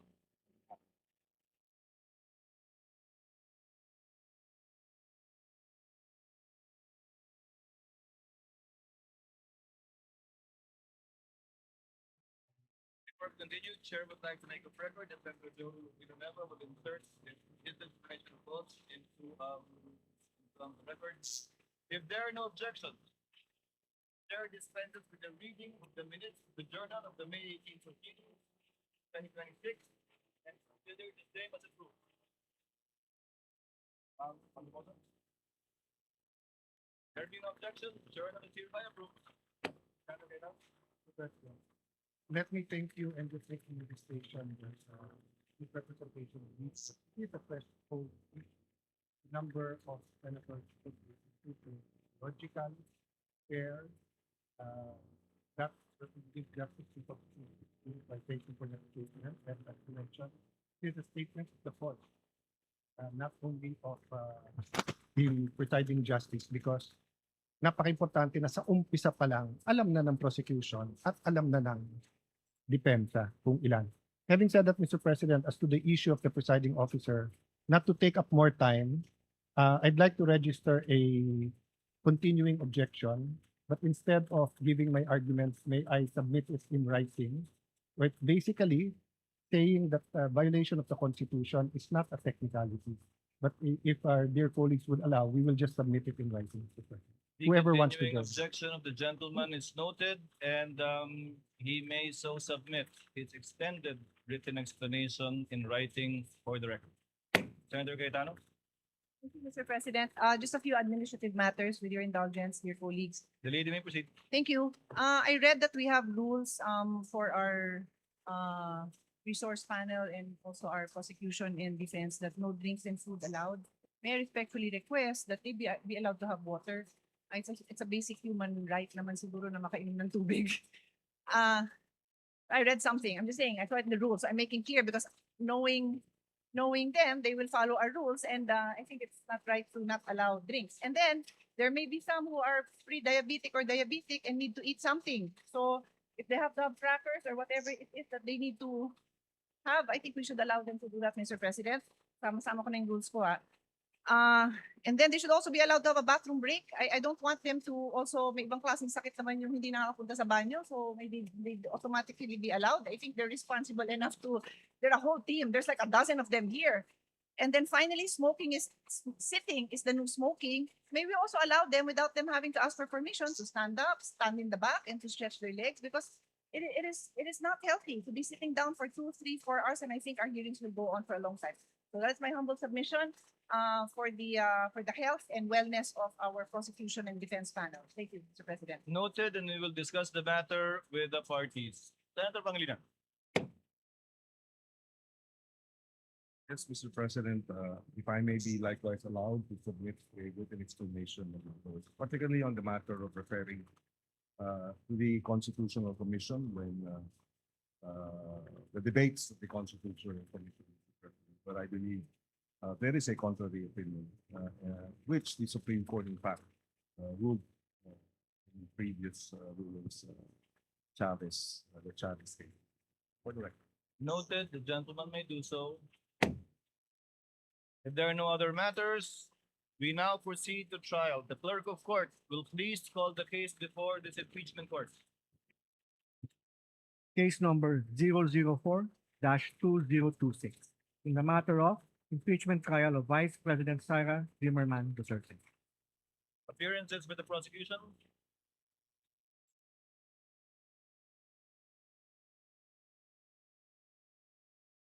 Good afternoon, Your Honors. We are 11 House prosecutors and 15 private prosecutors. I am Representative Jervil Jinky Pitrix Luistro, appealing for the prosecution. We are ready, Your Honor. May we get the names of the other panel of prosecutors as well as the counsel for prosecutors one by one for the record.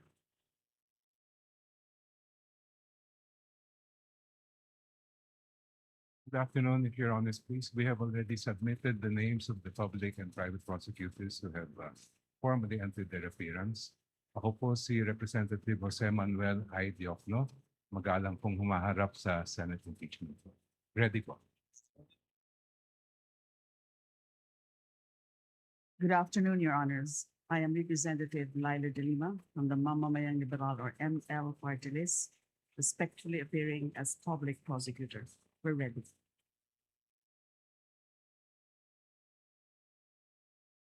Good afternoon, Your Honor. I am Congressman Joel Chua, respectfully appearing for the public prosecutor representing the 3rd District of Manila. Good afternoon, Your Honors. I am Arlene Kakabagaw from Binaga Islands, presenting the public prosecutor Duterte. Good afternoon, Your Honors. I'm Representative Lawrence Rivera Defensor from the 3rd District of Iloilo, respectfully appearing as public prosecutor. Afternoon, Your Honors. Representative Jonathan Keith Flores of the 2nd District of Quezon as public prosecutor. Good afternoon, Your Honors. Representative Isabel Maria Jorge Zamora of the Lone District of San Juan City as public prosecutor. Good afternoon, Representative Terry Don of Bicol Saro Party List. We are ready, Your Honor. Good afternoon, Your Honors. Representative Ramon Vigo L. Gutierrez, founder of the party, respectfully entering appearance for the public prosecution. Good afternoon, Your Honors. Representative Lordans Swan of the 1st District of Cagayan de Oro City, respectfully appearing for the prosecution. For the record and for the information of our prosecutors, the term used in our rules for the public prosecutors, as you so mentioned, should be panel of prosecutors of the House of Representatives. And insofar as I've been hearing the term private prosecutors, the private lawyers will be referred to as counsel for the prosecutors. You may proceed. Good afternoon, Your Honors. I'm Attorney Lorna.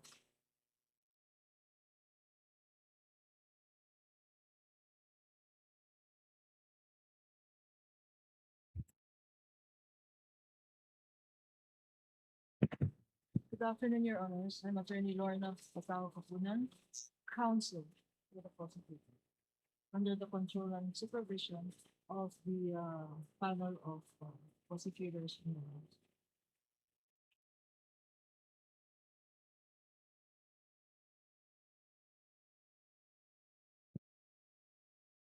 Magandang hapon. Ako si Attorney Amando Virgil D. Ligutan ng Sapayan Lim Alvarez and Ligutan Law Offices or sa Legal Law from Cebu City. We are under the direct control and supervision of our honorable prosecutors from the House of Representatives. Ready, Your Honor.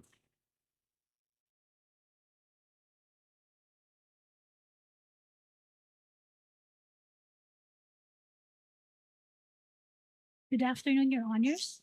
I am May Sancho Divina Gracia of the Co and Divina Gracia Law Offices, and I am respectfully entering my appearance as counsel for the prosecutors.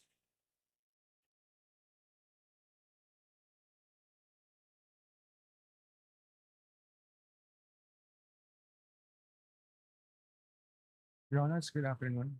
I'm Attorney Lino Chris Patao Kapunan, especially appearing as counsel for the prosecutors, acting under the direct control and supervision of the panel of prosecutors of the House of Representatives.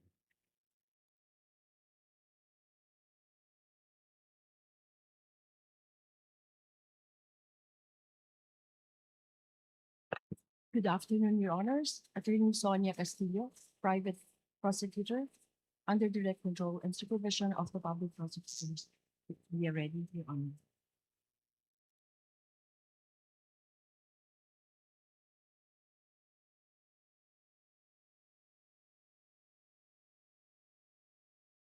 Good afternoon, Your Honors. Attorney Dina Melissa Lorenzo Singyan for counsel for the prosecutors.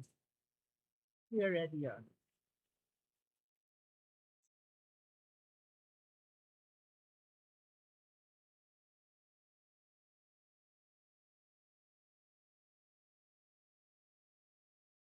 Afternoon, Your Honors.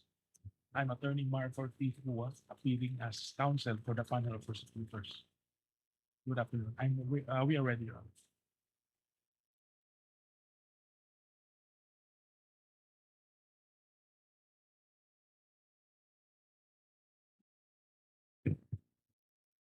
Good afternoon, Your Honors. I am Attorney Erwin G. Matib, respectfully appearing as counsel for the prosecutors. We are ready.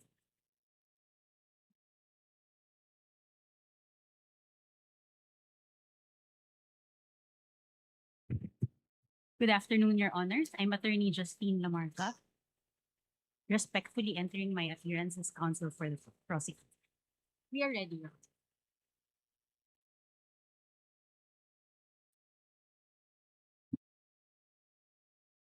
Good afternoon, Your Honors. With respect, James Brian Ibrahim Ali of Pecca Barlo, formerly Ponce Enrile Reyes and Nastas, appearing as counsel for the prosecutors. We're ready to proceed today, Your Honor.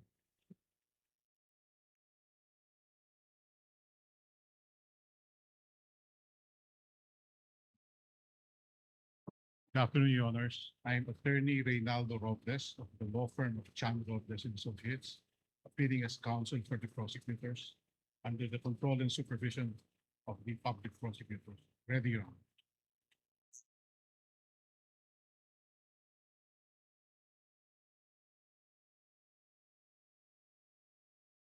Good afternoon, Your Honors.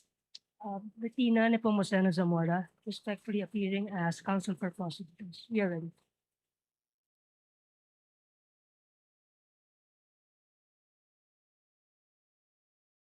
Please the court, Attorney Theo Duterte, appearing as counsel and under the control and supervision of the House panel of prosecutors.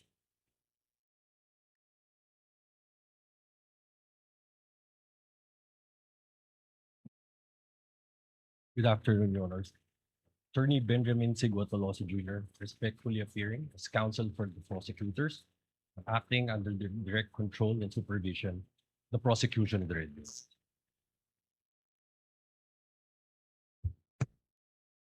No, no other entry of appearances? Is it? How many in all, Representative Luis Chong? 11 on the part of the House insofar as the panel of prosecutors is concerned, and We understand, Your Honor, that only 13 private prosecutors entered their appearance today.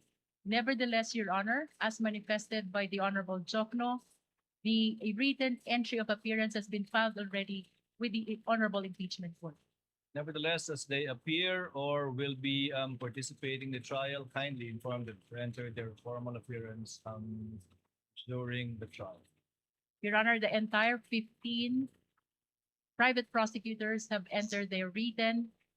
filed already their written entry of appearance with the impeachment court.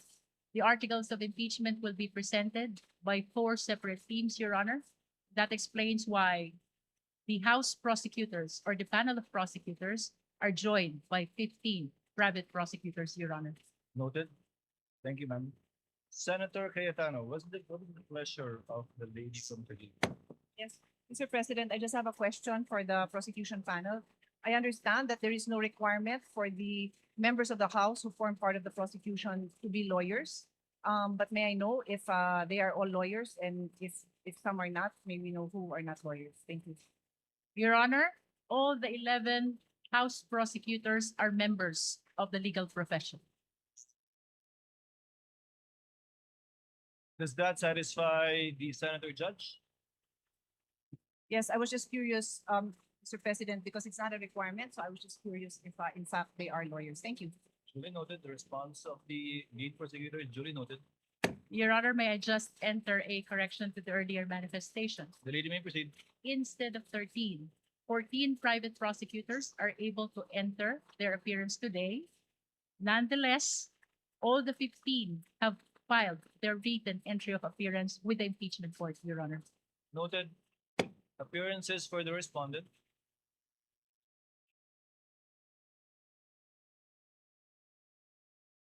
Good afternoon, Your Honors. I am Sheila Sison, respectfully appearing for Vice President Sara Duterte.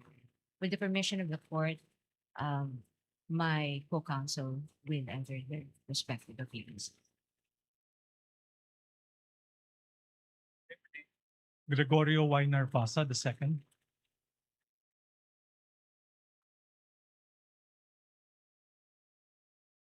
Christine R. Ferrer for the Vice President. Good afternoon, Your Honors. Michael Wesley Poa for the Vice President. Good afternoon, Your Honors. Carlo Joaquin P. Narvasa for the Vice President.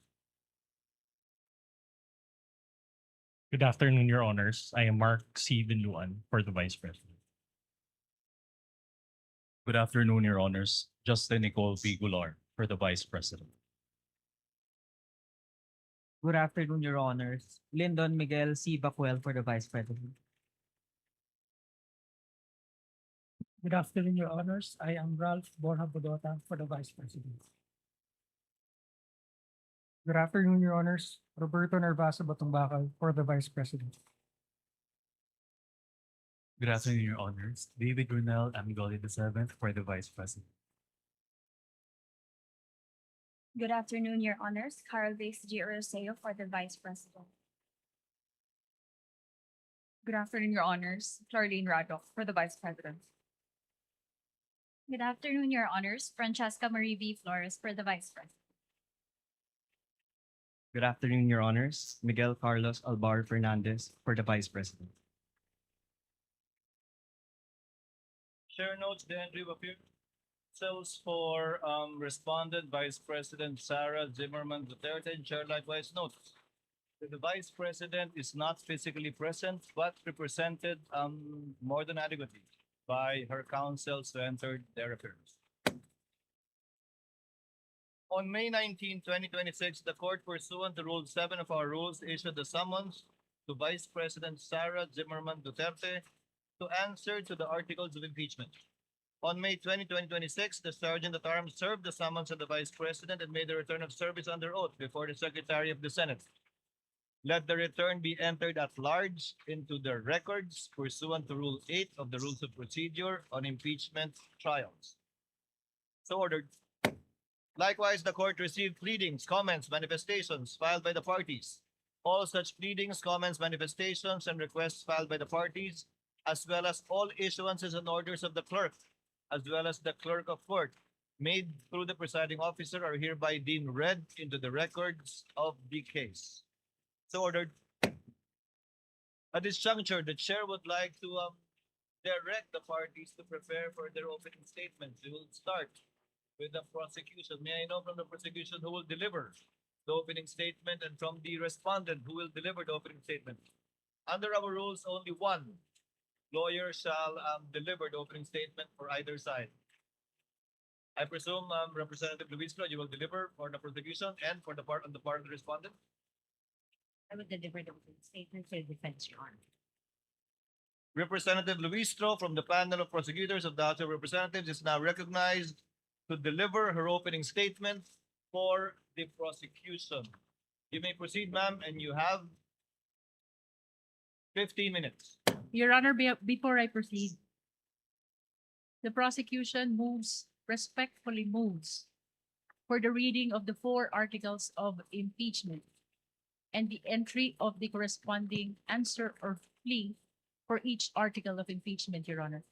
Your Honor, this is consistent to the Senate rules on impeachment, particularly Rule 7, Your Honor, the last paragraph of which mentions about failure to appear, failure of the lawyer to appear, and failure to file answer.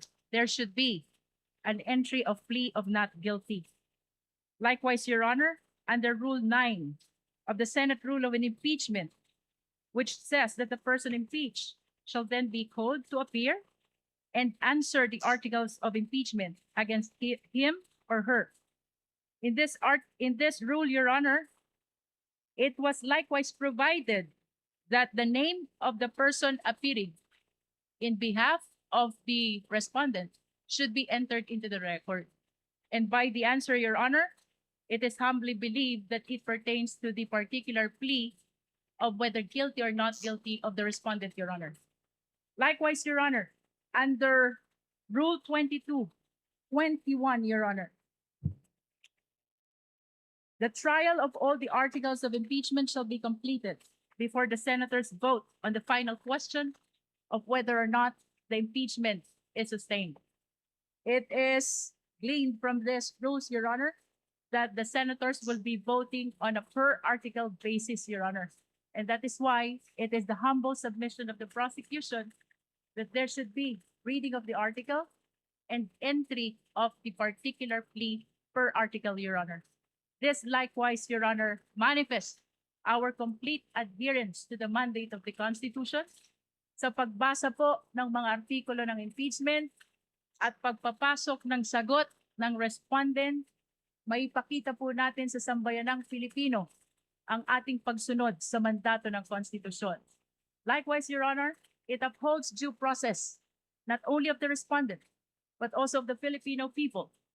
Sa pagbasa po ng mga artikulo ng impeachment, she will be informed of the nature of the accusation against her bago pa po siya sumagot whether she is guilty or not guilty, Your Honor. Likewise, Your Honor, ang 4 na artikulo po ng impeachment ay nakabase sa iba't ibang alegasyon ng facts at iba't ibang nature of accusation or cause of action, Your Honor. And with that, Your Honor, it is perceived that there is a possibility that the plea of the respondent to each and every article will be different from one another, Your Honor. And lastly, Your Honor, this is consistent with the Senate rules on impeachment because the senator judges, the honorable senator judges, Your Honor, will be voting on a per article basis after the conclusion of the trial of this impeachment case, Your Honor. Chair will respond. Unless the counsel for respondent would like to say something about the motion of the distinguished lead prosecutor. Yes, Your Honor, may I comment? The lady before may proceed. before the presiding officer can rule on the motion or request of the lead prosecutor. But before I give my comment, may I just clarify if the lead prosecutor is now making a motion to arraign the respondent case? Your Honor, whether this is arraignment or otherwise, the motion of the prosecution is very much consistent with the Senate rules on impeachment. I think the question, Your Honor, is very simple. As I have It's mentioned, Your answerable by Honor, yes or no, Your Honor. Rule Is the 7, lead prosecutor, Rule 9, is the lead Let this prosecutor not be a debate between the requesting councils. for the respondent accused to Counsel be for arraigned, Your Honor? respondent, kindly make your comments and avoid asking questions from the counsel or the prosecutor. We will recognize the counsel for respondent for a comment on the motion and the manifestations made by the lead prosecutor for the House. You may proceed, ma'am. Thank you, Your Honor. I believe I have a standing question to the lead prosecutor. And I would like to ask her for the legal basis for requiring the respondent to be arraigned today. Because, Your Honor, I note that in her request earlier and manifestations given for the respondent to be arraigned today, she cited Rule 7, Rule 9, and Rule 21. However, in Rule 7, it very clearly states that if the person impeached after service shall fail to appear either in person or by counsel on the day so fixed, or appearing shall fail to file his answer to such articles of impeachment, the trial shall proceed nevertheless as upon a plea of not guilty. Well, this rule is clear. It does not talk about any arraignment. And if we take a look at this sentence, everything here has been satisfied. The respondent accused is here, has attended through counsel. She may not be in person, but the notice given to the defense is that she may appear through counsel.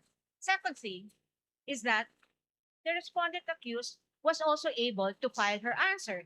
And so Rule 7 does not support the request of the lead prosecutor that the respondent accused be arraigned today.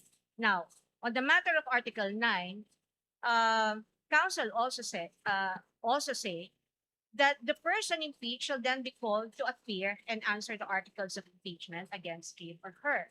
And if he or she appears, or any person for him or her, the appearance shall be recorded, stating particularly if by himself or by agent or counsel, naming the person appearing in the capacity in which or she appears. If he or she does not appear, either personally or by agent or counsel, the same shall be recorded. And for all intents and purposes, respondent is present today through counsel. There is also nothing in Rule 9 that requires the reading of a 23-page articles of impeachment, which will be a waste of judicial time.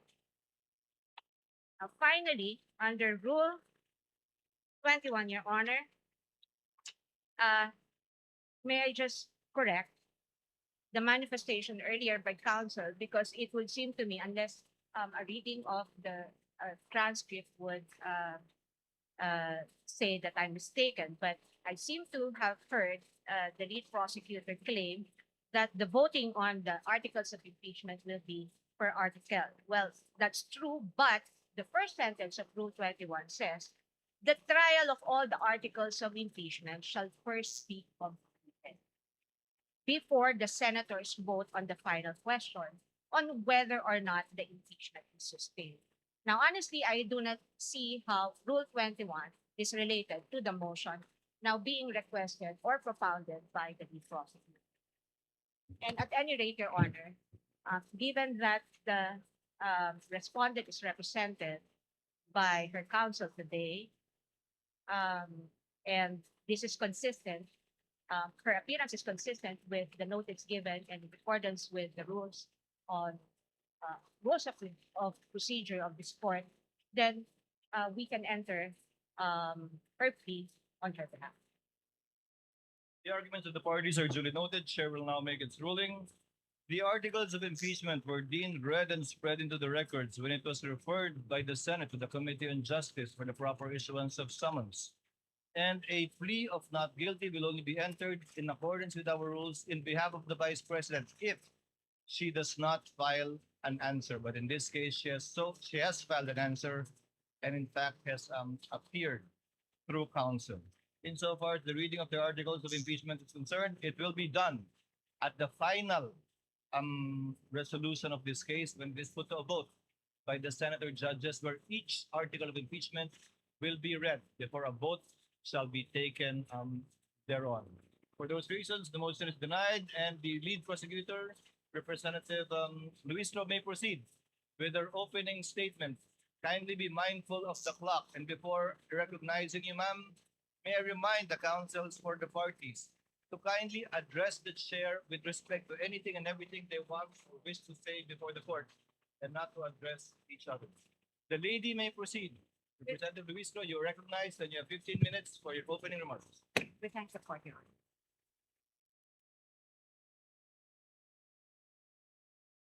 Mr. Presiding Officer, the Honorable Cheese Escudero, the Honorable Senate President, Honorable Win Gatchalian. Sa atin pong mga kagalang-galang na Senator Judges, mga minamahal na kababayan, sa loob ng bulwagan o sa labas man, mga nakatutok sa telebisyon, sa cellphone o sa radyo, sa ang sulok man ng mundo, kayo naroroon. Maraming Pilipino ang nagtatanong ngayon, bakit mahalaga ang paglilitis na ito? Ano ang kaugnayan nito sa buhay ng ordinaryong Pilipino? Lubos po naming nauunawaan ang mga tanong na yan. Sa katunayan, may isang driver na nagtatanong, paano sasapat ang kita sa pasada upang mapakain niya ang kanyang pamilya? May isang OFW na nagtatanong, hanggang kailan kailangan lumayo upang mapaaral niya ang kanyang mga anak? May isang guro na nagtatanong, paano pagkakasyahin ang kanyang sahod sa dami ng utang na hinuhulugan? May isang manggagawa na nagtatanong, hanggang kailan magtitiis sa pansamantalang trabaho at kakarampot na sweldo? Sa unang tingin, maaring sabihin na malayo sa buhay nila ang paglilitis na ito. Ngunit hindi. Hindi po. Sapagkat ang usapin ngayon ay patungkol sa isang bagay na pag-aari nilang lahat. Ang kanilang pera, ang kanilang tiwala, ang kanilang karapatan na maningil ng pananagutan mula sa mga pinuno na kanilang pinagkatiwalaan. Kapag ang isang empleyado ay nagkamali ng paggamit ng pera ng kumpanya siya ay pinagpapaliwanag. Kapag ang isang barangay treasurer hindi maipaliwanag ang nawawalang pondo, siya ay iniimbestigahan. Kapag ang isang principal ay naglustay ng pera ng bayan, kahit 5,000 lang yan, siya ay pinaparusahan. Natural lamang na magtanong ang sambayanan kung ang ordinaryong Pilipino ay pinapanagot. Bakit hindi ang pinakamakapangyarihan na opisyal ng pamahalaan? Ito ang dahilan kung bakit mahalaga ang paglilitis na ito. Hindi upang usigin ang isang tao, hindi upang maghiganti sa kalaban, hindi upang manalo sa politika, kundi upang sagutin ang isang tanong na napakahalaga sa kinabukasan ng ating republika. May saysay pa ba ang pananagutan sa ating bansa? Sapagkat ang kasong ito ay higit at lampas sa sino mang opisyal. Higit at lampas sa anumang partido. Higit at lampas sa alinmang administrasyon. Your Honors, the framers of the Constitution understood that there may come a day when extraordinary power would be entrusted to extraordinary office. They also understood that there may come a day when trust would be broken. And that is why they gave the House of Representatives the power to impeach and the Senate the duty to judge. Not to punish political opponents, not to settle political scores, but to protect the republic itself. That is why the Constitution declares public office is a public trust. Ang kapangyarihan ay hindi pag-aari ng sino mang opisyal. Hiram lamang ito sa taong bayan. At ito ang dahilan kung bakit naririto tayo ngayon. Your Honors, the prosecution will present exactly what the Constitution requires. Evidence. Hindi chismis. Hindi haka-haka. Hindi propaganda. At lalong hindi SOCMED narrative. Evidence. Official records. Financial documents. Government reports. Video recording, statements under oath, independent findings of institutions created by law. Mga dokumento na hindi bumoboto. Mga records na walang partido. Mga katotohanan na walang kulay pampolitika. Sa unang tingin, maaring magmukhang magkakahiwalay ang 4 articles of impeachment. Confidential fund, unexplained wealth, bribery and corruption, threat against constitutional order. But these are not 4 separate stories. These are 4 chapters of the same story. Story about power exercise without accountability. Story about public trust betrayed. Story about public office that stopped answering to the public. On the first article of impeachment, the evidence will show that more than 612 million pesos in confidential funds entrusted to the office of the Vice President and the Department of Education were disbursed, transferred, and liquidated under circumstances that cannot withstand scrutiny. 612 million pesos. Hindi ito pera ng gobyerno. Pera ito ng sambayanan. Pera ng manggagawa. Pera ng magsasaka. Pera ng OFW. Pera ng guro. Pera ng bawat Pilipino na nagbabayad ng buwis at nagtitiwala na gagamitin ito ng tama. The evidence will show liquidation reports supported by questionable documents. The evidence will show acknowledgement receipts bearing names government records could not verify. Names that transformed accountability into a mockery. Pananagutan na naging kalokohan. Names that insulted the intelligence of the Filipino people. Mary Grace Piatos, Milky Sikuya, Kokoy Villamin. On the second article of impeachment, the evidence will show financial transactions involving billions of pesos associated with the respondent and her husband. Billions. Hindi milyon, bilyon. At habang milyon-milyong Pilipino ang nagtratrabaho at nag-iipon buong buhay upang magkaroon ng sariling bahay, makapagpaaral ng mga anak, magkaroon ng kaunting seguridad para sa pamilya.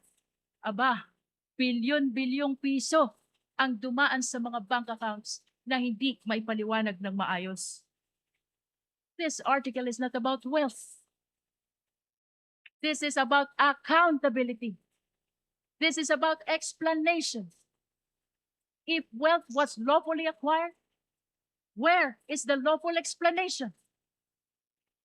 If transactions were proper, where is the complete accounting? If numbers truly add up, then why do they refuse to reconcile?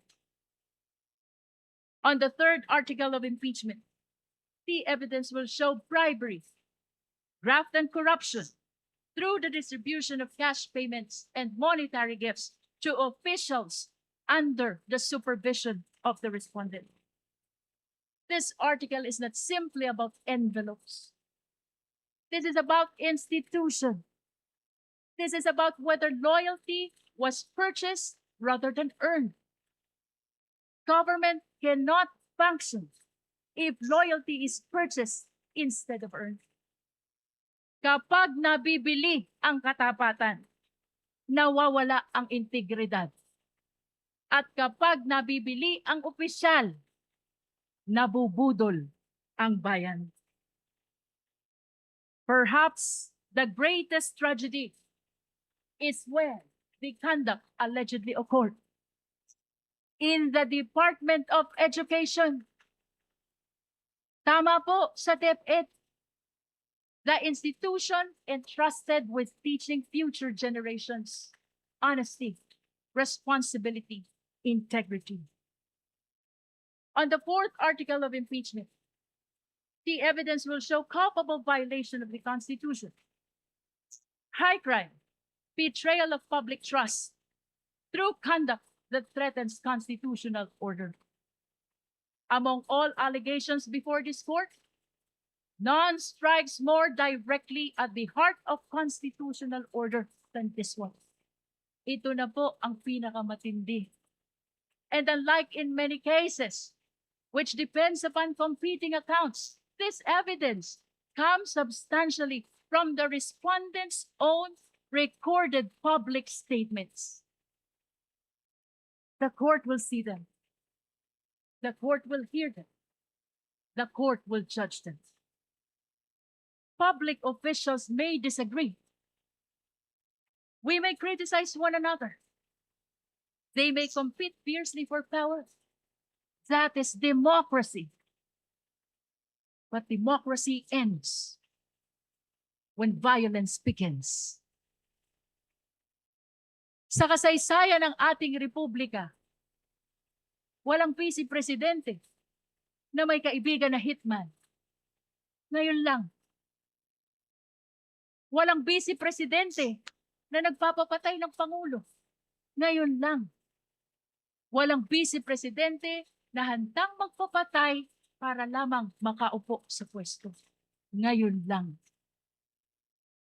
The Constitution provides many means on how to resolve political conflict. Election, legislation, public debate, judicial review, and even impeachment. But it does not permit threats It does not permit violence. It does not permit people entrusted with power to place themselves above constitutional restraints. Your Honors, at the center of this case lies a simple question, perhaps the most important to any republic. When the people entrust power to a public official, does the public official remain accountable to the people, or do the people become accountable to the public official? The Constitution's answer is very clear. Power belongs to the people. Public office is merely borrowed, and every borrowed power carries with it the obligation to account for its use. If a barangay treasurer must account for public funds, then so must the Vice President.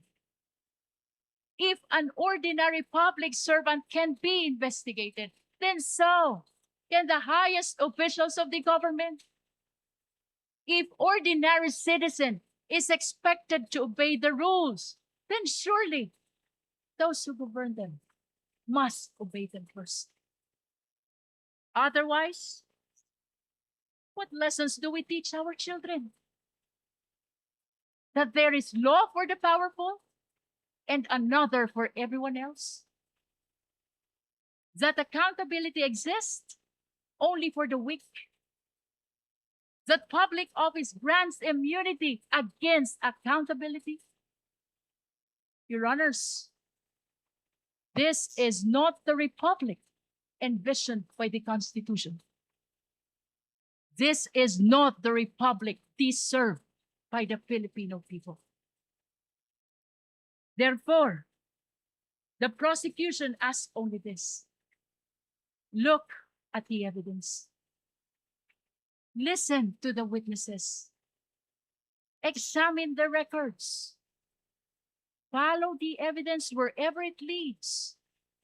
Judge this case not by politics, not by popularity, not by fear, not by loyalty.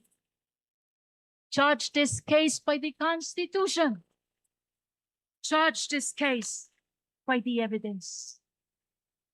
Years from now, future generations will not remember today's political alliances. They will not remember today's headlines. They will not remember today's slogans.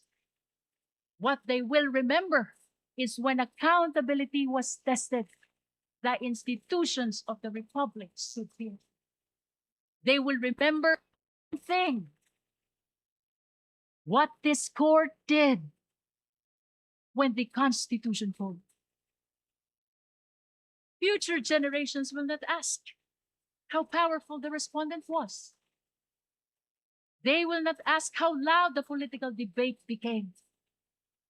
But they will ask one thing: when the Constitution called, did the Republic answer?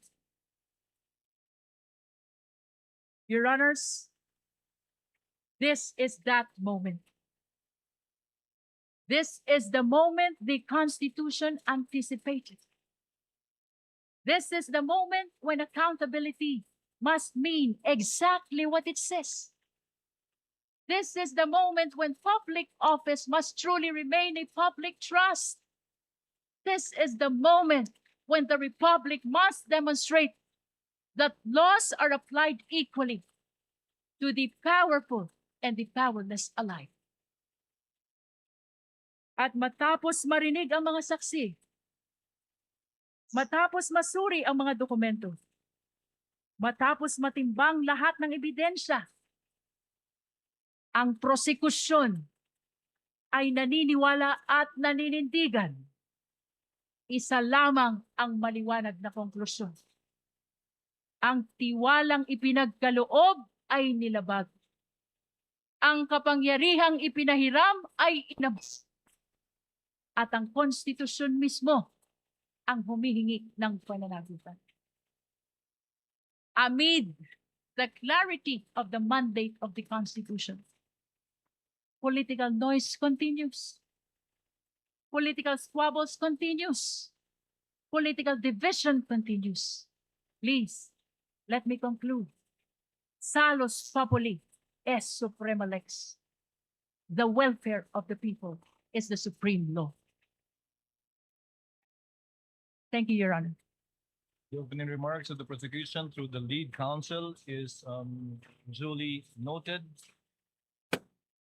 Opening remarks for the respondent.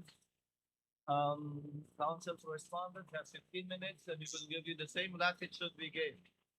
Counsel for the prosecution for additional 3 minutes should you so need. You may proceed, ma'am. Thank you, Your Honor. Your Honors, fellow Filipinos, good afternoon. As we begin today the impeachment trial of the Vice President, and in the days ahead, this court will undertake its constitutional task of receiving and weighing the parties' evidence, and ultimately to decide whether these pieces of evidence justify either a judgment of conviction or acquittal, guided only by its members' conscience and their solemn oath to do impartial justice. The present undertaking of this court, therefore, not only carries the weight of the Constitution, but also the imprint of our nation's history, because the Filipino people have shown that they never forget. We, as a nation, never forget. But why is the act of remembering important? What does it matter to our history and to ordinary Filipinos?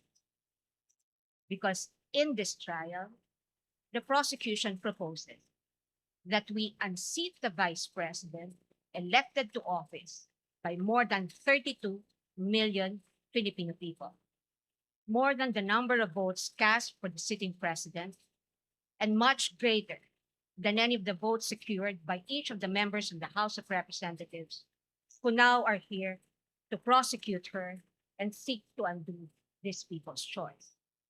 Sa makatwid, ang malinaw na layunin sa likod ng mga paratang na ito ay ang pagpapatalsik sa isang vice-presidenteng inihalal ng mahigit 32 milyong Pilipino at bunga ng kanilang malayang pagpapasya. Whatever one's political persuasion is, the reality is that the prosecution now comes before this court to remove a vice president chosen by an overwhelming number of the electorate.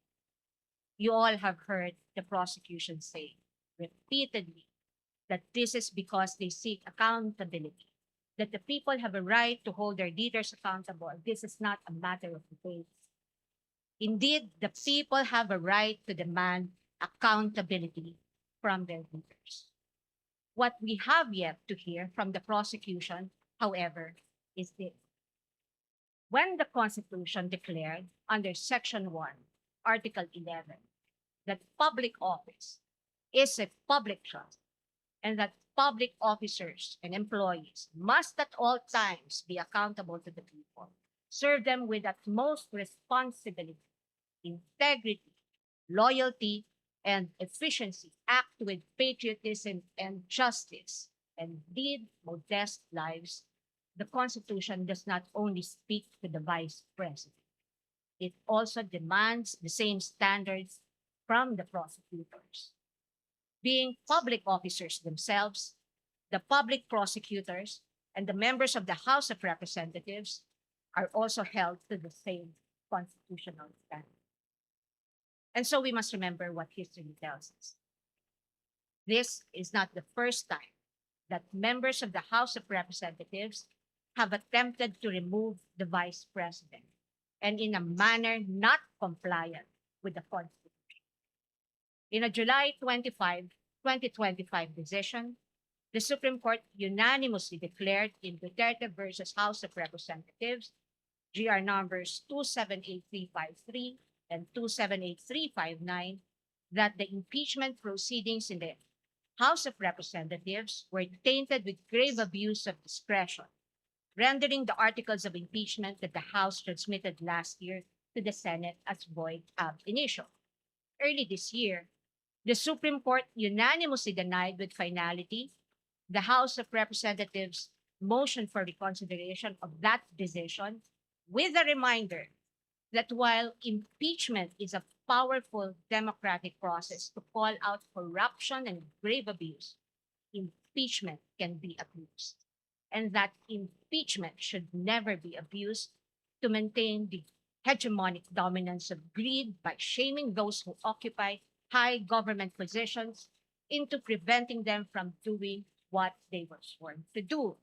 But perhaps the most enduring reminder of the Supreme Court that we must not forget in the entire course of this trial is that, in the words of the court, the rule of law that does justice is our lodestar, and that justice includes accountability.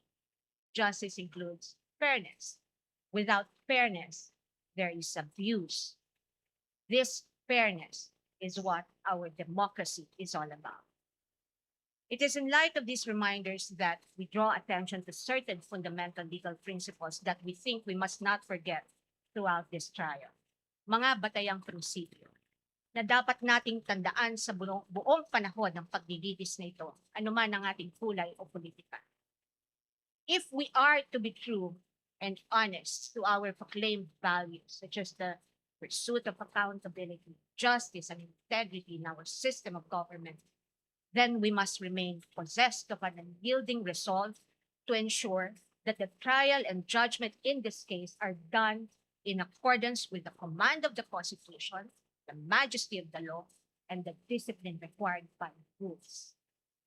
Otherwise, those who stand in sanctimonious judgment of the Vice President will send a clear message that the law can be bent when it suits the convenience of the powerful, and that justice can be sacrificed at the altar of partisan interests. Mahalagang tandaan ang mahigpit na paalala ng ating Korte Suprema.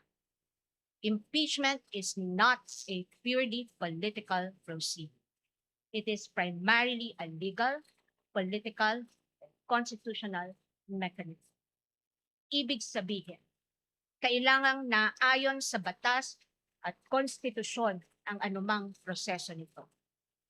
According to the Constitution, it is the Senate that shall have the sole power to try and decide all cases of impeachment. This power is not shared.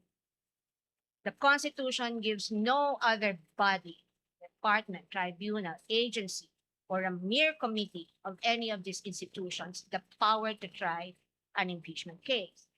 The House merely initiates, the Senate tries. Yet, we have seen the Committee on Justice conduct what its chairperson, the lead prosecutor in this case, described as a mini trial, which, as we all had witnessed, became a vast fishing expedition of alleged evidence that were not even part of the impeachment complaints under its consideration, and which the respondent accused was made to answer. In that mini trial, we saw how the purported pieces of evidence were curated to construct a narrative against the Vice President even before this case reaches trial. The articles of impeachment presented before this court as an exercise of the House's power to initiate impeachment cases are therefore, in sober truth, the product of an impermissible intrusion of clear constitutional boundaries. Over the course of the impeachment trial, the prosecution will attempt to convince this court and the court of public opinion that the allegations in the articles of impeachment are supported by materials they obtained during their mini trial, and that evidence exists to sustain a judgment of conviction.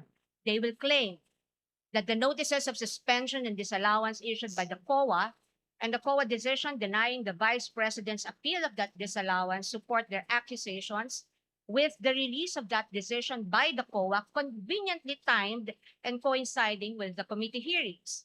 They will claim that the certifications of the PSA confirm their allegation that recipients of the confidential funds do not exist, even though they listed one Mary Grace Piatos in their pre-trial brief as among their witnesses, or that the liquidation of the confidential funds in a span of 11 days was allegedly swift as to invite suspicion.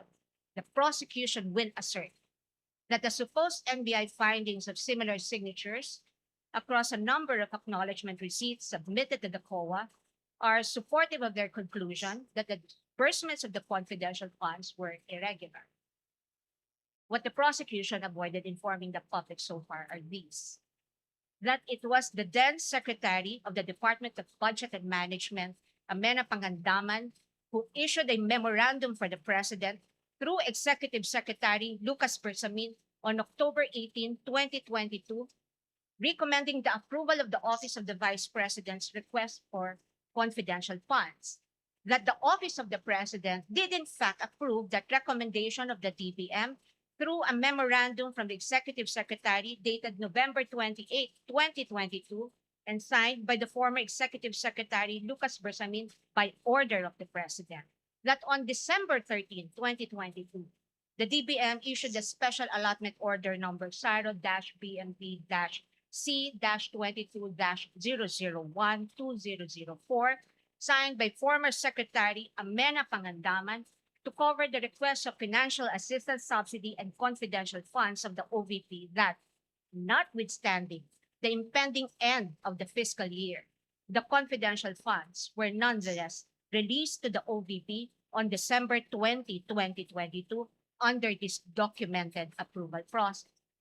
That the COA decision is far from being final, that there is a pending motion for reconsideration of that decision that, assuming arguendo, the COA denies that MR today, or while this trial is ongoing, as could plausibly happen under the circumstances, the respondent accused still has legal remedies available under the law and rules and can file a petition to question the validity of any forthcoming resolution of the COA on the MR under Rule 64 via petition for certiorari under Rule 65 of the Rules of Court, and more importantly, that nothing in the notice of disallowance or COA decision states any findings of supposed misuse of confidential funds as confirmed by Attorney Gloria Camora when she was asked on this point during the committee hearing on April 14, 2026. Across all other articles, the prosecution will lay a landscape of what it deems to be their evidence in support of their speculations and conclusions. We are not strangers to all these accusations, precisely because this was not the first time these narratives were foisted into the minds of the general public. We have heard the same tales and stories of these accusations since 2024, when the House conducted its Quadcom hearings and most recently the mini trial of its Committee on Justice. But what we must not forget amid all these accusations is the fundamental legal principle that the burden of proof never shifts. The burden of proof never shifts. He who accuses must prove his allegations with evidence that meets not only the degree of proof required, but also meets the evidentiary standards of admissibility, credibility, relevance, materiality, and competence. We therefore should not lose sight of the core principle that the burden of proof is on the prosecution, and unless it discharges that burden, the accused need not even offer evidence on her behalf, and she will be entitled to an acquittal. This is the law then. This is the law now. And the underlying principle for this burden of proof is simple. Under our Constitution, every accused is presumed innocent until proven otherwise. An accused has in her favor the presumption of innocence, which the Bill of Rights guarantees. This also brings to fore the reality that, in the words of the Supreme Court in People versus Pagal, the individual citizen is but a speck of particular molecule vis-a-vis the vast and overwhelming powers of government, and his only guarantee against oppression and tyranny are his fundamental liberties under the Bill of Rights, which shield him in times of need. Sa madaling salita, kinikilala ng ating saligang batas na sa bawat paglilito, ang isang individual ay nahaharap sa malalim at napakalaking makinarya ng buong Estado.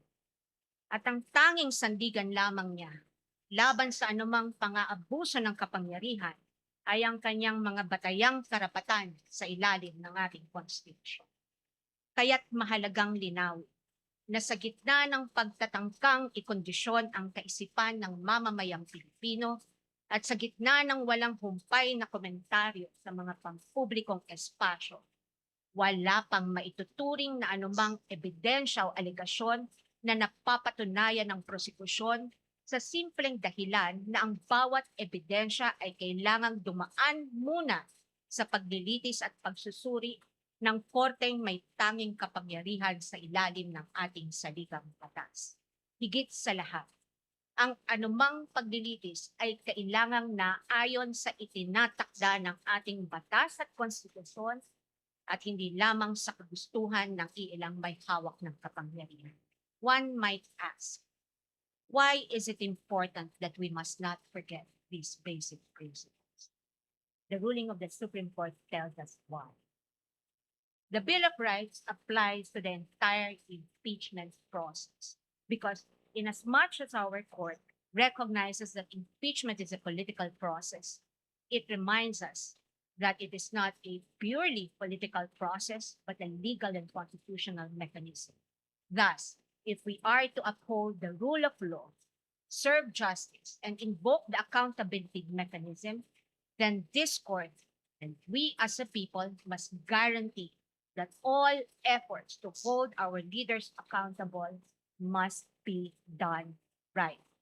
This we must not forget. I thank the court and the public for the privilege of your time. May God bless your country. Opening statement of the council for respondents, duly noted and entered into the records. The court will now proceed to dispose of some of the that were brought up during the pre-trial conference, as well as other pending matters and motions. First, on the sequence of the presentation of the articles of impeachment. The pretrial order stated that the prosecution has a free hand to determine the sequence of the presentation of the articles of impeachment. However, respondent will be similarly accorded the same right insofar as the presentation of their evidence and witnesses in chief is concerned. May we now learn from the public, from the panel of prosecutors rather, what will be the sequence of presentation of the articles of impeachment that they intend to pursue? Attorney Jokno is recognized. You may proceed, sir. Thank you, Your Honor. The first article we will be presenting will be Article 4 on grave threats. Second will be confidential funds, Article 1. Third, bribery, that is Article 3. And the fourth is unexplained wealth, Your Honors. That's Article 4. No, 2. I'm sorry, Article 2. I stand corrected. So the sequence of presentation shall be Article 4, Article 1, Article 3, and then Article 2. Yes, that is correct, Your Honor. So I presume that beginning tomorrow, once we issue the subpoena for your first set of witnesses, you shall begin with Article 4. Yes, Your Honor. Again, Chair rules that the respondents have the same and equal privilege of presenting its case as it so desires when it's time to present its evidence in chief shall come. What is the pleasure of the counsel for respondent? Thank you, Your Honor. May I ask if the prosecution is ready to present its first witness today because the defense is ready today, Your Honor? Duly noted. We will get to that later. if Next Your item Honor, in the please, agenda. If Your Honor, please. Yes, I Representative have just Jokno. noticed that Your Honor had already directed the counsel for the defense not to propound questions to the prosecution. This is already the second time that she's doing that. She appears to be assuming or arrogating the powers of the court, because as I understand the rules, it's only the court that can propound questions to the counsels. Your Honor, may I comment? The lady may comment. I Council take for respondent may exception to comment. that. Yes, Your Honor. I take exception to that manifestation of the good counsel. In fact, the record would show, and if we can run the transcript back, my question was addressed to the presiding officer, Your Honor. Let us move forward, gentleman and lady. Next item for us to dispense with, the witness disclosure rule. The prosecution proposed a 3-day witness disclosure rule. The respondents proposed a 5-day witness disclosure rule. But I understand the prosecution is amenable to the 5-day witness disclosure rule. Would that be Yes, correct, Your Honor, Representative Jokbal? we are amenable to the 5-day disclosure rule. Chair therefore rules that insofar as disclosure to both to either party of a witness to be presented, not mentioned in the pre-trial order and or briefs of the parties shall be for 5 days.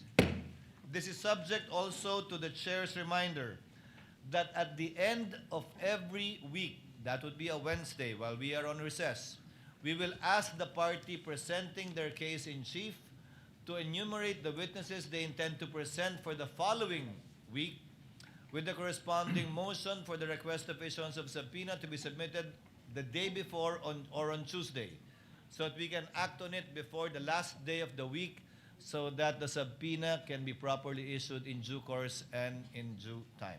So ordered. On the examination of a witness by more than one counsel as propounded or proposed by the prosecution, the rules of the Senate are clear. Article 15 of the Rules on Impeachment states, witnesses shall be examined by one person on behalf of the party producing them and then cross-examined by one person on the other side. Court therefore rules that as a rule, only one person shall present a witness. However, in the exigency of the delivery and administration of justice and under certain exceptions, the court may allow more than one counsel to examine and or propound questions to a witness. To cite an example, just for the sake of the record, if, for example, the panel of prosecutor disagrees with how the counsel for prosecutor is handling the case, the panel of prosecutors or one of them can take over, and that is but proper and should be allowed and will therefore be considered as an exemption to that rule. And other similar exigencies will be allowed in order to afford the orderly administration of justice and of these proceedings. So ordered. Insofar as the BIR box is concerned, what is the pleasure of? Insofar as the BIR box is concerned, this box was turned over to the Senate as part of the documents, including the articles of impeachment. However, the court is not yet in custodia lehis of this box, given that there is no lawful order issued by the court for this box to be turned over to the Senate. More so that it is not yet offered in evidence, not even as of yet marked. The chair therefore orders that the BIR box, closed, sealed, and as it is received, be sent back to the BIR, or the Bureau of Internal Revenue, without prejudice to any action that the court may take if a motion will be filed by either party for the issuance of a subpoena, and we shall await action, if any, by the BIR Commissioner should that time come. So ordered. Now, insofar as the subpoena requested by the prosecution for the two NBI agents, may I request the clerk of court to kindly read the motion for the issuance of subpoena ad testificandum.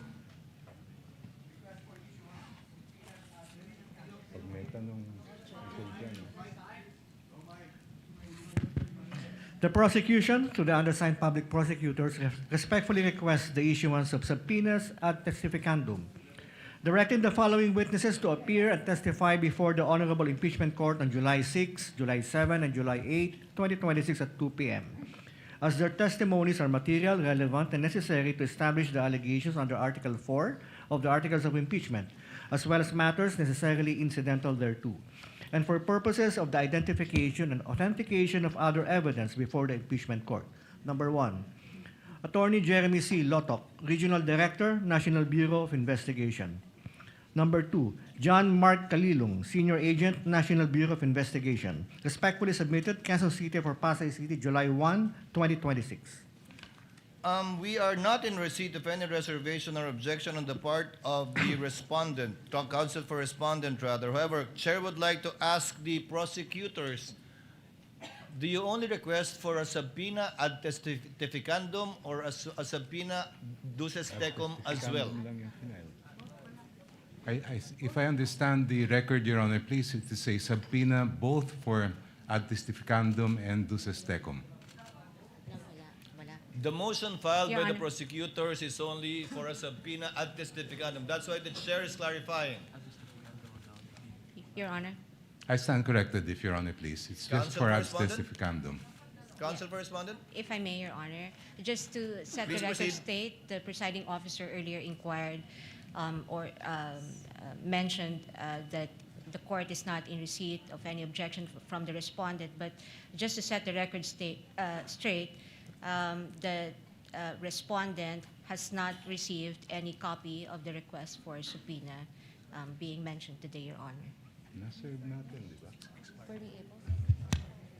What we received, Your Honor, was a manifestation containing the list of the witnesses of the prosecution for July 6, 7, and 8, Your Honor. And so it would be impossible for the defense or the respondent to object or to even comment on a request that we were not served with any copy with.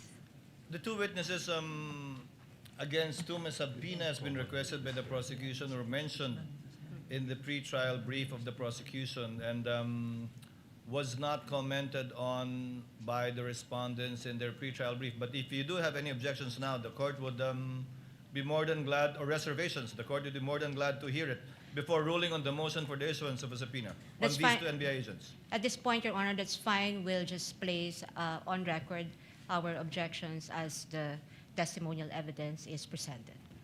Duly noted.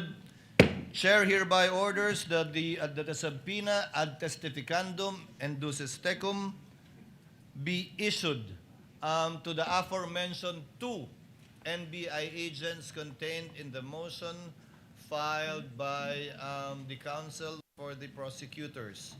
Although by nature subpoena is ex parte, we would Chair would instruct the clerk of court to kindly upload all of the filings of all of the parties to the website for the information not only of the senator judges, but also of the parties and their counsels.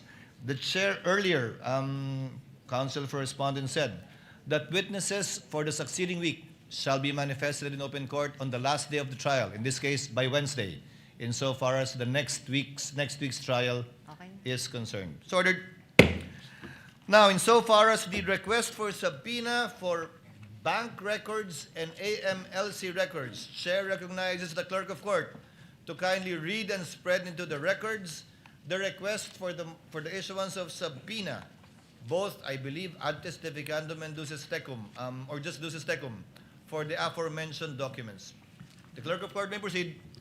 Request for issuance of subpoena duces tecum. The prosecution respectfully requests the issuance of a subpoena duces tecum to the branch manager of the following banks: BPI Julia Vargas Branch, BPI Green Hills EDSA Branch, Philippine Savings Bank Wilson Branch, BDO Unibank Inc. Davao CM Rector Branch, Metrobank Davao Ecoland Branch, BDO Unibank Davao Rizal Branch, Security Bank Bikutan Branch, Land Bank San Pedro Branch, Philippine Savings Bank Davao MADR Branch,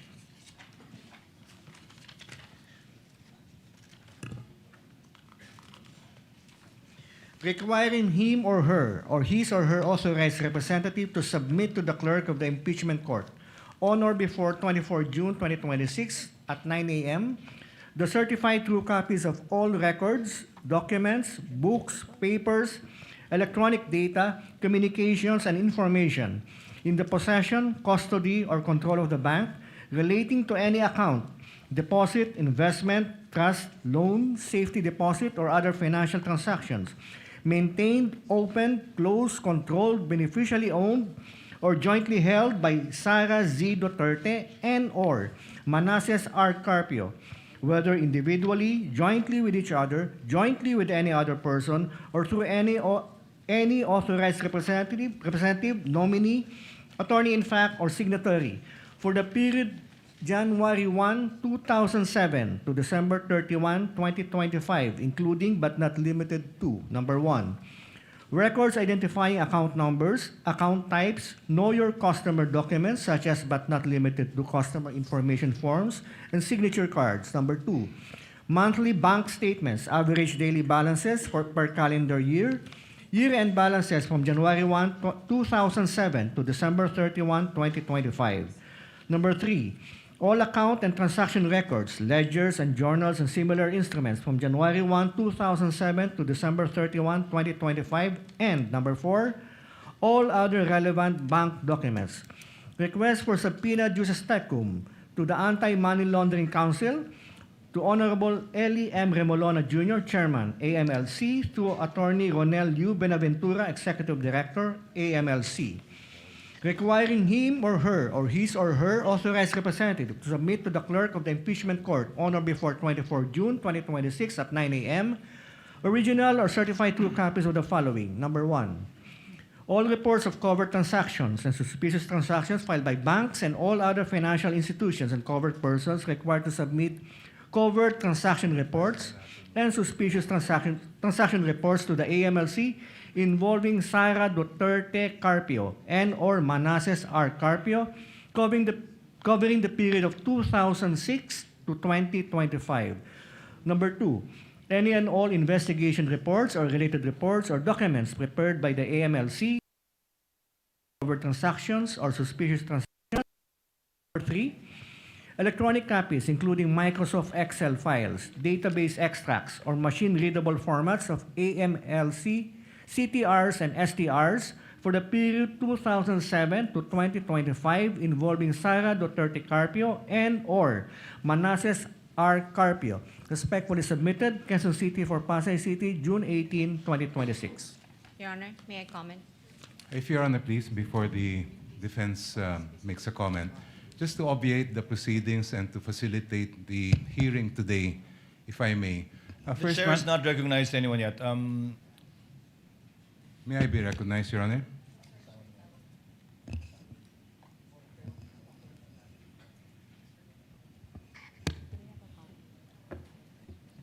Yes, the counsel for prosecutor. If Your Honor, please. The subpoena request that was just read by the clerk of court pertains to a request that the prosecution filed in early June, where we had requested that the documents specified be brought to the Honorable Court on June 24. Since that date has passed and no subpoena has been issued, we had refiled just this afternoon a subpoena reiterating the same requests, and in the interest of justice and to allow the defense to comment or if they want object to the request that we filed this afternoon, perhaps if I may suggest, if Your Honor, please, that we provide the copy to the defense, give them a period of time to submit their opposition or objection, and as well the same period of time to the prosecution to reply before the Honorable Court rules on the Counsel, request. Is the motion for subpoena ducis tecum and or ad testificandum that you filed today exactly the same as what you filed before? No, Your Honor. It contains the same documents that we had requested earlier, but there were some additional documents that were also mentioned in the request we filed this afternoon. So you asked for additional documents and Yes, information? Your Honor. What does counsel for respondent say?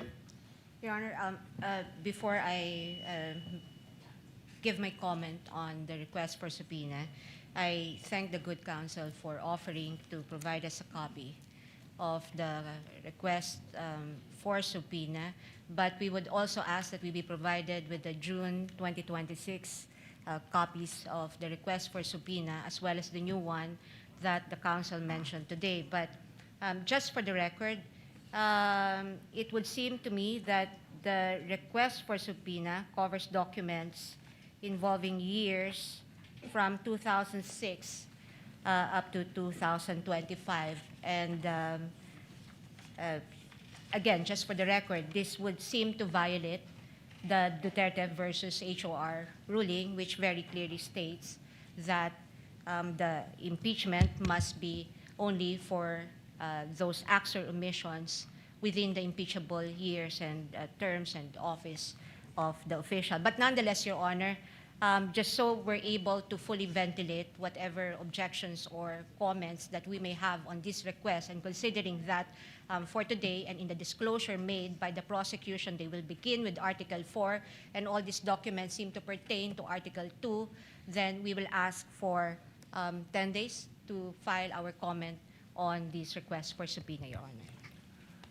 From today, Your Chair Honor. hereby directs that all motions for the issuance of subpoena ad testificandum, subpoena ducis tecum filed by either parties be furnished to opposing party and or counsel before filing it before this court in order to provide full disclosure and fairness.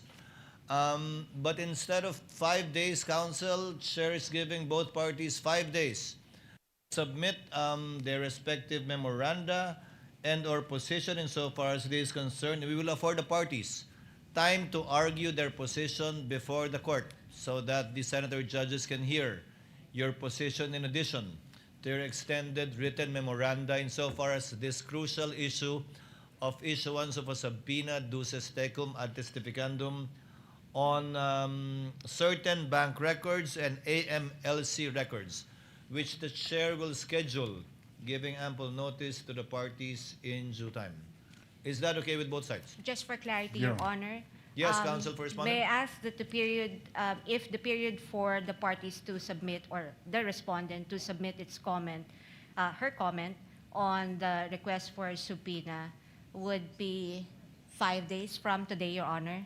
From today, but you can submit it on Monday since it lands on a Saturday. Second, Your Honor, the presiding officer mentioned that we also must submit a memorandum or position paper on this, Your Honor? If you so desire, or you simply can argue it in open court, Okay, but Your you may want to submit an extended written memorandum on the matter for the easy reading of the senator judges pertaining to this issue.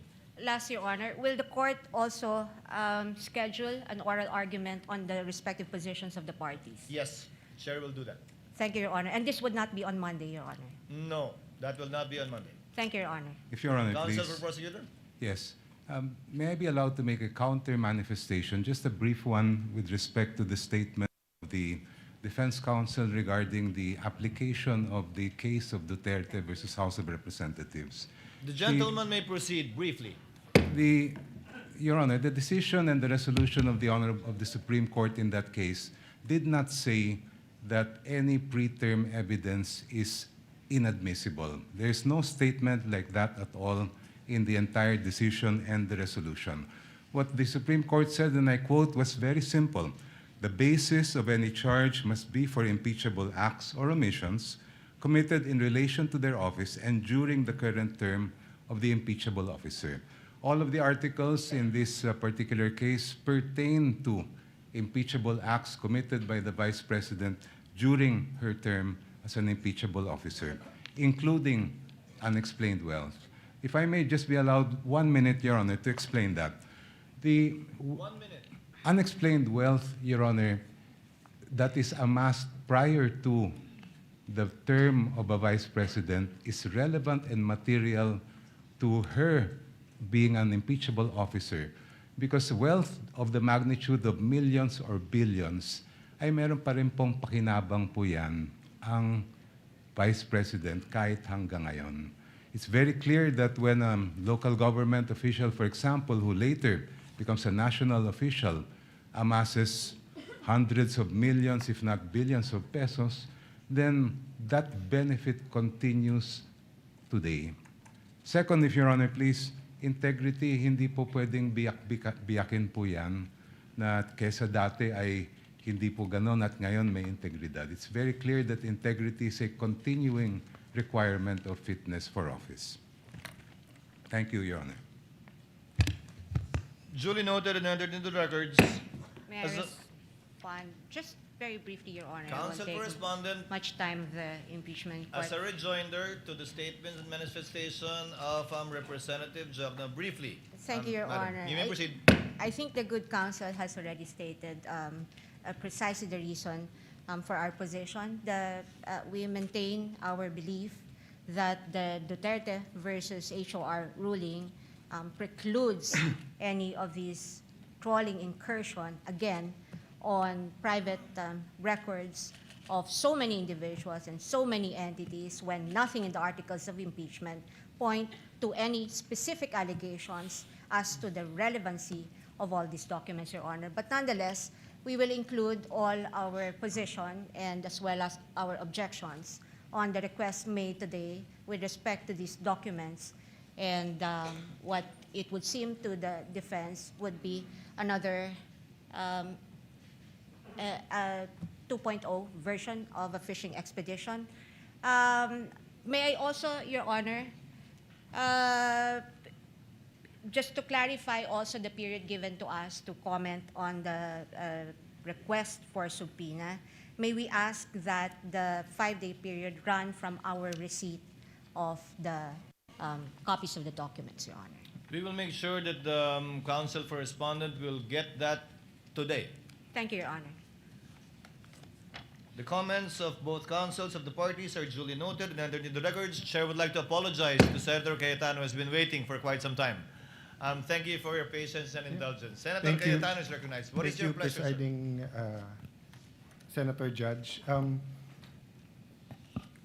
Since we already stated as a court that we will take literally Section 3, subparagraph 6 of Article 11 of the 1987 Constitution, that no person shall be convicted without the concurrence of 2/3 of all members of the Senate, may I ask the members of this court, through the presiding justice, to consider, not today, I have a proposal, but not today, but to consider communication with the Sandigan Bayan for the attendance of Senator Dante Marcoleta and Senator Jinggoy Estrada, considering that the presiding officer may correct me if I'm wrong, but if we get to Section 21, as discussed a while ago by the defense, the prosecution and defense, and we do not know what will happen. Their case may be dismissed. They can be out on bail.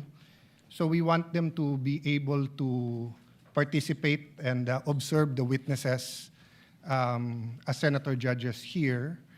I do know that Senator Jinggoy is under suspension, but there's an argument to be made that the impeachment court is sui generis.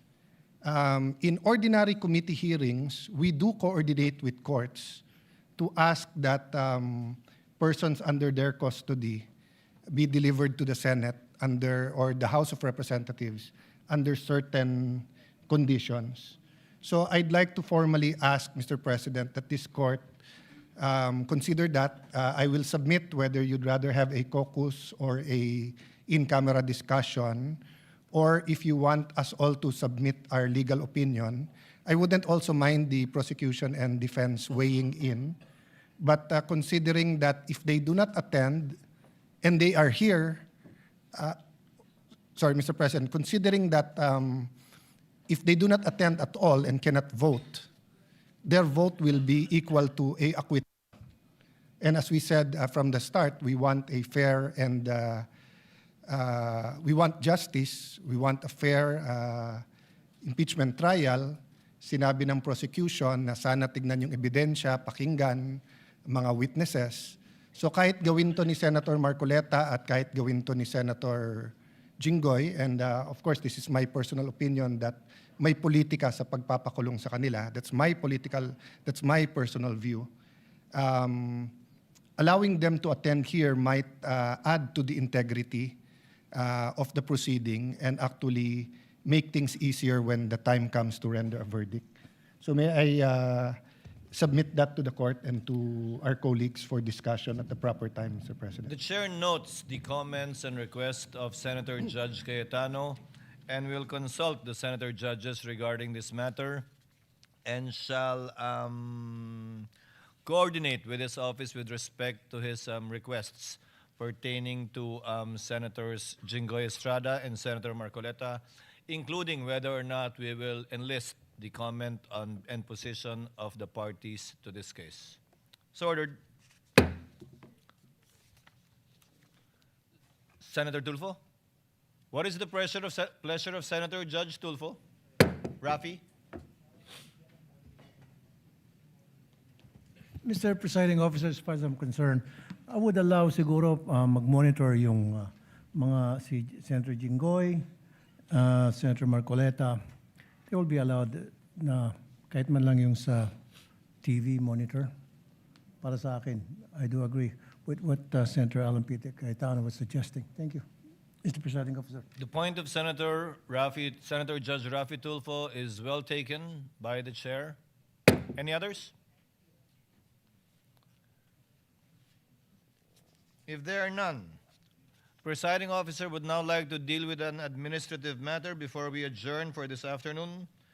On the matter of providing public access to case records, yes, Senator Judge Marcos, what is your pleasure, ma'am? Yes, Presiding Officer, may I request an update? As I recall, during the pretrial conference, there was disagreement on how to go about the markings on the various documents, and among the thousands of pages that we have received in evidence for the trial, it apparently was resolved that the counsels would place their initials on the evidence. Is that correct? Is that still what stands today? And each party would take their respective evidence or files and present the same during the trial to guarantee that the same evidence would be presented. Is that correct? That is correct, with the exception of some, I think, documents that where the original was not presented, which is being corrected, I think, by the parties as we speak. Are we in fact in receipt as judges of all these thousands of pages? Dahil ako, simple lang hinahanap ko yung affidavit of investigation, yung dalawang NBI na unang testigo na sana haharap ngayon, nakita ko sa libu-libong pahina na sinubmit, mali-mali ang pagka-annex ng AOI, hindi ko talaga mahanap. Tapos, ang sabi doon, Annex G. Pero nung kinalkal ko yung Annex G, hindi naman affidavit yun, kundi disbursement voucher or something like that. Kaya hindi ko alam kung nag-provide ba talaga ang clerk ng Senate ng records as marked during pre-trial at kung pinal na talaga ito at pag-aaralan natin. At this point in time, Your Honor, documentary evidence as of yet has not been formally offered and therefore has not been turned over to the court. Neither is it as of yet been identified by a witness to authenticate the same and to be allowed admission into the records of this court. That time will come once the prosecution presents their witness and identifies the piece of evidence. That will be the proper time, perhaps, that the good Senator Judge can ask for a copy because the lady might want to ask questions of the witness should that time come for the witness to testify as to the document marked previously erroneously or rightfully by either party. Yes, precisely. Thank you very much, Presiding Officer. We wish to prepare for the three first witnesses and we're unable to access any of their affidavits or other documents. Thank you. Duly noted and entered into the records. What is the pleasure of Senator Judge Padilla? Ginoong tagapamahalang hukom, gusto ko lamang pong sundan yung sinabi ni Senator Judge Alan Peter Cayetano at magpasalamat po kay Senator Judge Rafi Tulfo. Gusto ko lamang pong linawin na ang hinihingi po namin kung hindi man makapag-participate dahil sinasabi nga po ay ipinagbabawal silang makapag-participate at bumoto si Senator Jinggoy Estrada at Senator Judge Marcoleta. Ang hinihingi po namin ay makapunta po sila dito bilang observer. Hindi lang po basta monitor. Yun lamang po. Maraming salamat. Noted, at the proper time we shall discuss this matter and settle it as a court or in caucus. There being no other Senator Judge who wishes to make a manifestation, comment, and or motion, Chair would now like to dispose of an administrative matter. consistent with Article 2, Section 28 of the Constitution on the policy of public disclosure in matters involving public interest, and to give life to the directive under the rules to open the impeachment proceedings to the public. The court hereby directs the clerk of court to create the necessary internet web pages to allow the electronic records of impeachment to be made accessible to the public through the Senate website, whereby all pleadings, memoranda, motions filed by the party shall be uploaded, including the journal of the proceedings after it shall have been approved by the impeachment court. Yun lang po siguro yung madedelay ng konti dahil kailangan aprubahan muna ng impeachment court yung journal bago po namin ma-upload sa website. Yes, what is the pleasure of Senator Judge Bam Aquino? Yes, Mr. President, on this note, firstly, we'd like to second and congratulate this move of the impeachment court to make all of the evidence available to the public. May we know in how many days will the clerk of court make this evidence available to the public, Mr. President?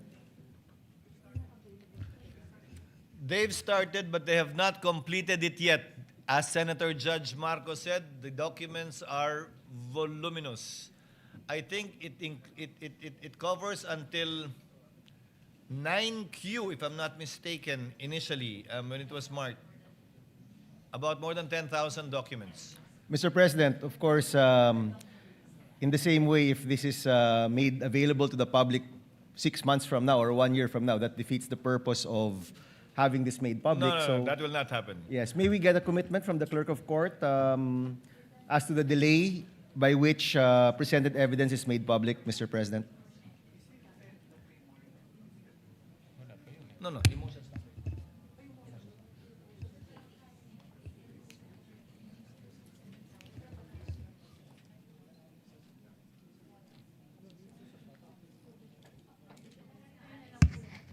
Let me clarify, Your Honor. I believe the articles of impeachment as well as its annexes have been uploaded. The answer as well as its annexes have been uploaded. And most of the exhibits that were marked, not all, are annexes of either the impeachment complaint and or the answer. Can the chair give you an update before the week is over as to a realistic timetable to upload in real time already? Again, except for the journal, which we need to approve. So we cannot upload the Wednesday transcript or journal until we meet again on Monday and approve the journal of Wednesday. So that would be the only delay, if at all, in uploading it. That should be the only delay. So if I take it correctly, Mr. President, the clerk of court will endeavor to upload all of the presented evidence in real time at the soonest possible time, except for the journal, which needs approval of the body. That is correct, Your Honor. Thank you, Mr. President. Senator Judge Cayetano Allen. Presiding Senator Judge, just a clarification. No? So no problem with complete transparency with any public records. But when we talk about evidence, precisely that's why we want a fair trial, due process. There's a process wherein the prosecution shall present evidence, then they will offer it. And then if there's a question as to the relevance or if it is prohibited, for example, if a evidence presented is a fruit of the poisonous tree, will we upload that? We haven't decided yet here whether we will accept it as evidence or not. So let me tell you first which ones personally I don't have a problem with. Don't have a problem with the public records in general being completely transparent. I have no problem with senator judges given time to review everything, and I assume we're all trained to consider only the evidence that is later on admitted, offered and admitted. So my problem is that, for example, no, if someone offers now, between now and the trial, wiretapped recordings, do we upload that when we have not made a ruling yet on that? So I just want to be clarified on that. The chair will clarify. As the chair said earlier, only the pleadings, motions, and memoranda filed by the parties, and insofar as the exhibits marked are concerned, only those attached as annexes to either the articles of impeachment and/or the answer to the impeachment complaint. Insofar as documentary evidence is concerned, it will only be admitted, if at all admitted by the court, and published once formal offer has been made. Until such time, we will not publish any documentary evidence even after being identified by a witness, because it is the formal offer that will determine its admission by the court after the Same party thing, rests. just to clarify, same with if we do issue a subpoena, duces tecum. The subject matter of the subpoena will not be published, but the motion for the issuance of a subpoena Thank you. will. Thank you for that clarification. Thank you, Your Honor. Senator Judge Erwin Tulfo is recognized. What is your pleasure, sir? Thank you, Mr. President. Thank you, Mr. Presiding Officer. Just want to be clarified. I need a clarification, Mr. Presiding Officer, with regards to this Anti-Money Laundering Council documents or pieces of evidence that will be submitted here. Will it be okay if we tackle this in public, or shall we tackle evidence from the AMLAC during an executive session? I believe these is under the bank secrecy law, or we can tackle it because this is an impeachment court, Mr. Presiding Officer. What we will debate upon, if at all, on the scheduled date to be set by the chair is a debate on whether or not to issue the subpoena duces tecum ad testificandum in relation to AMLC records, not the actual records yet. Once it is granted by the court and is issued, it will have to be presented by the parties. We cannot tackle and discuss it in executive session, because anything and everything discussed in executive session cannot be revealed into the public and used by this court. Secondly, it can be, if at all revealed, by a unanimous vote or consent by all the senator judges, which effectively hog ties that piece of evidence if we discuss and talk about it only in executive session.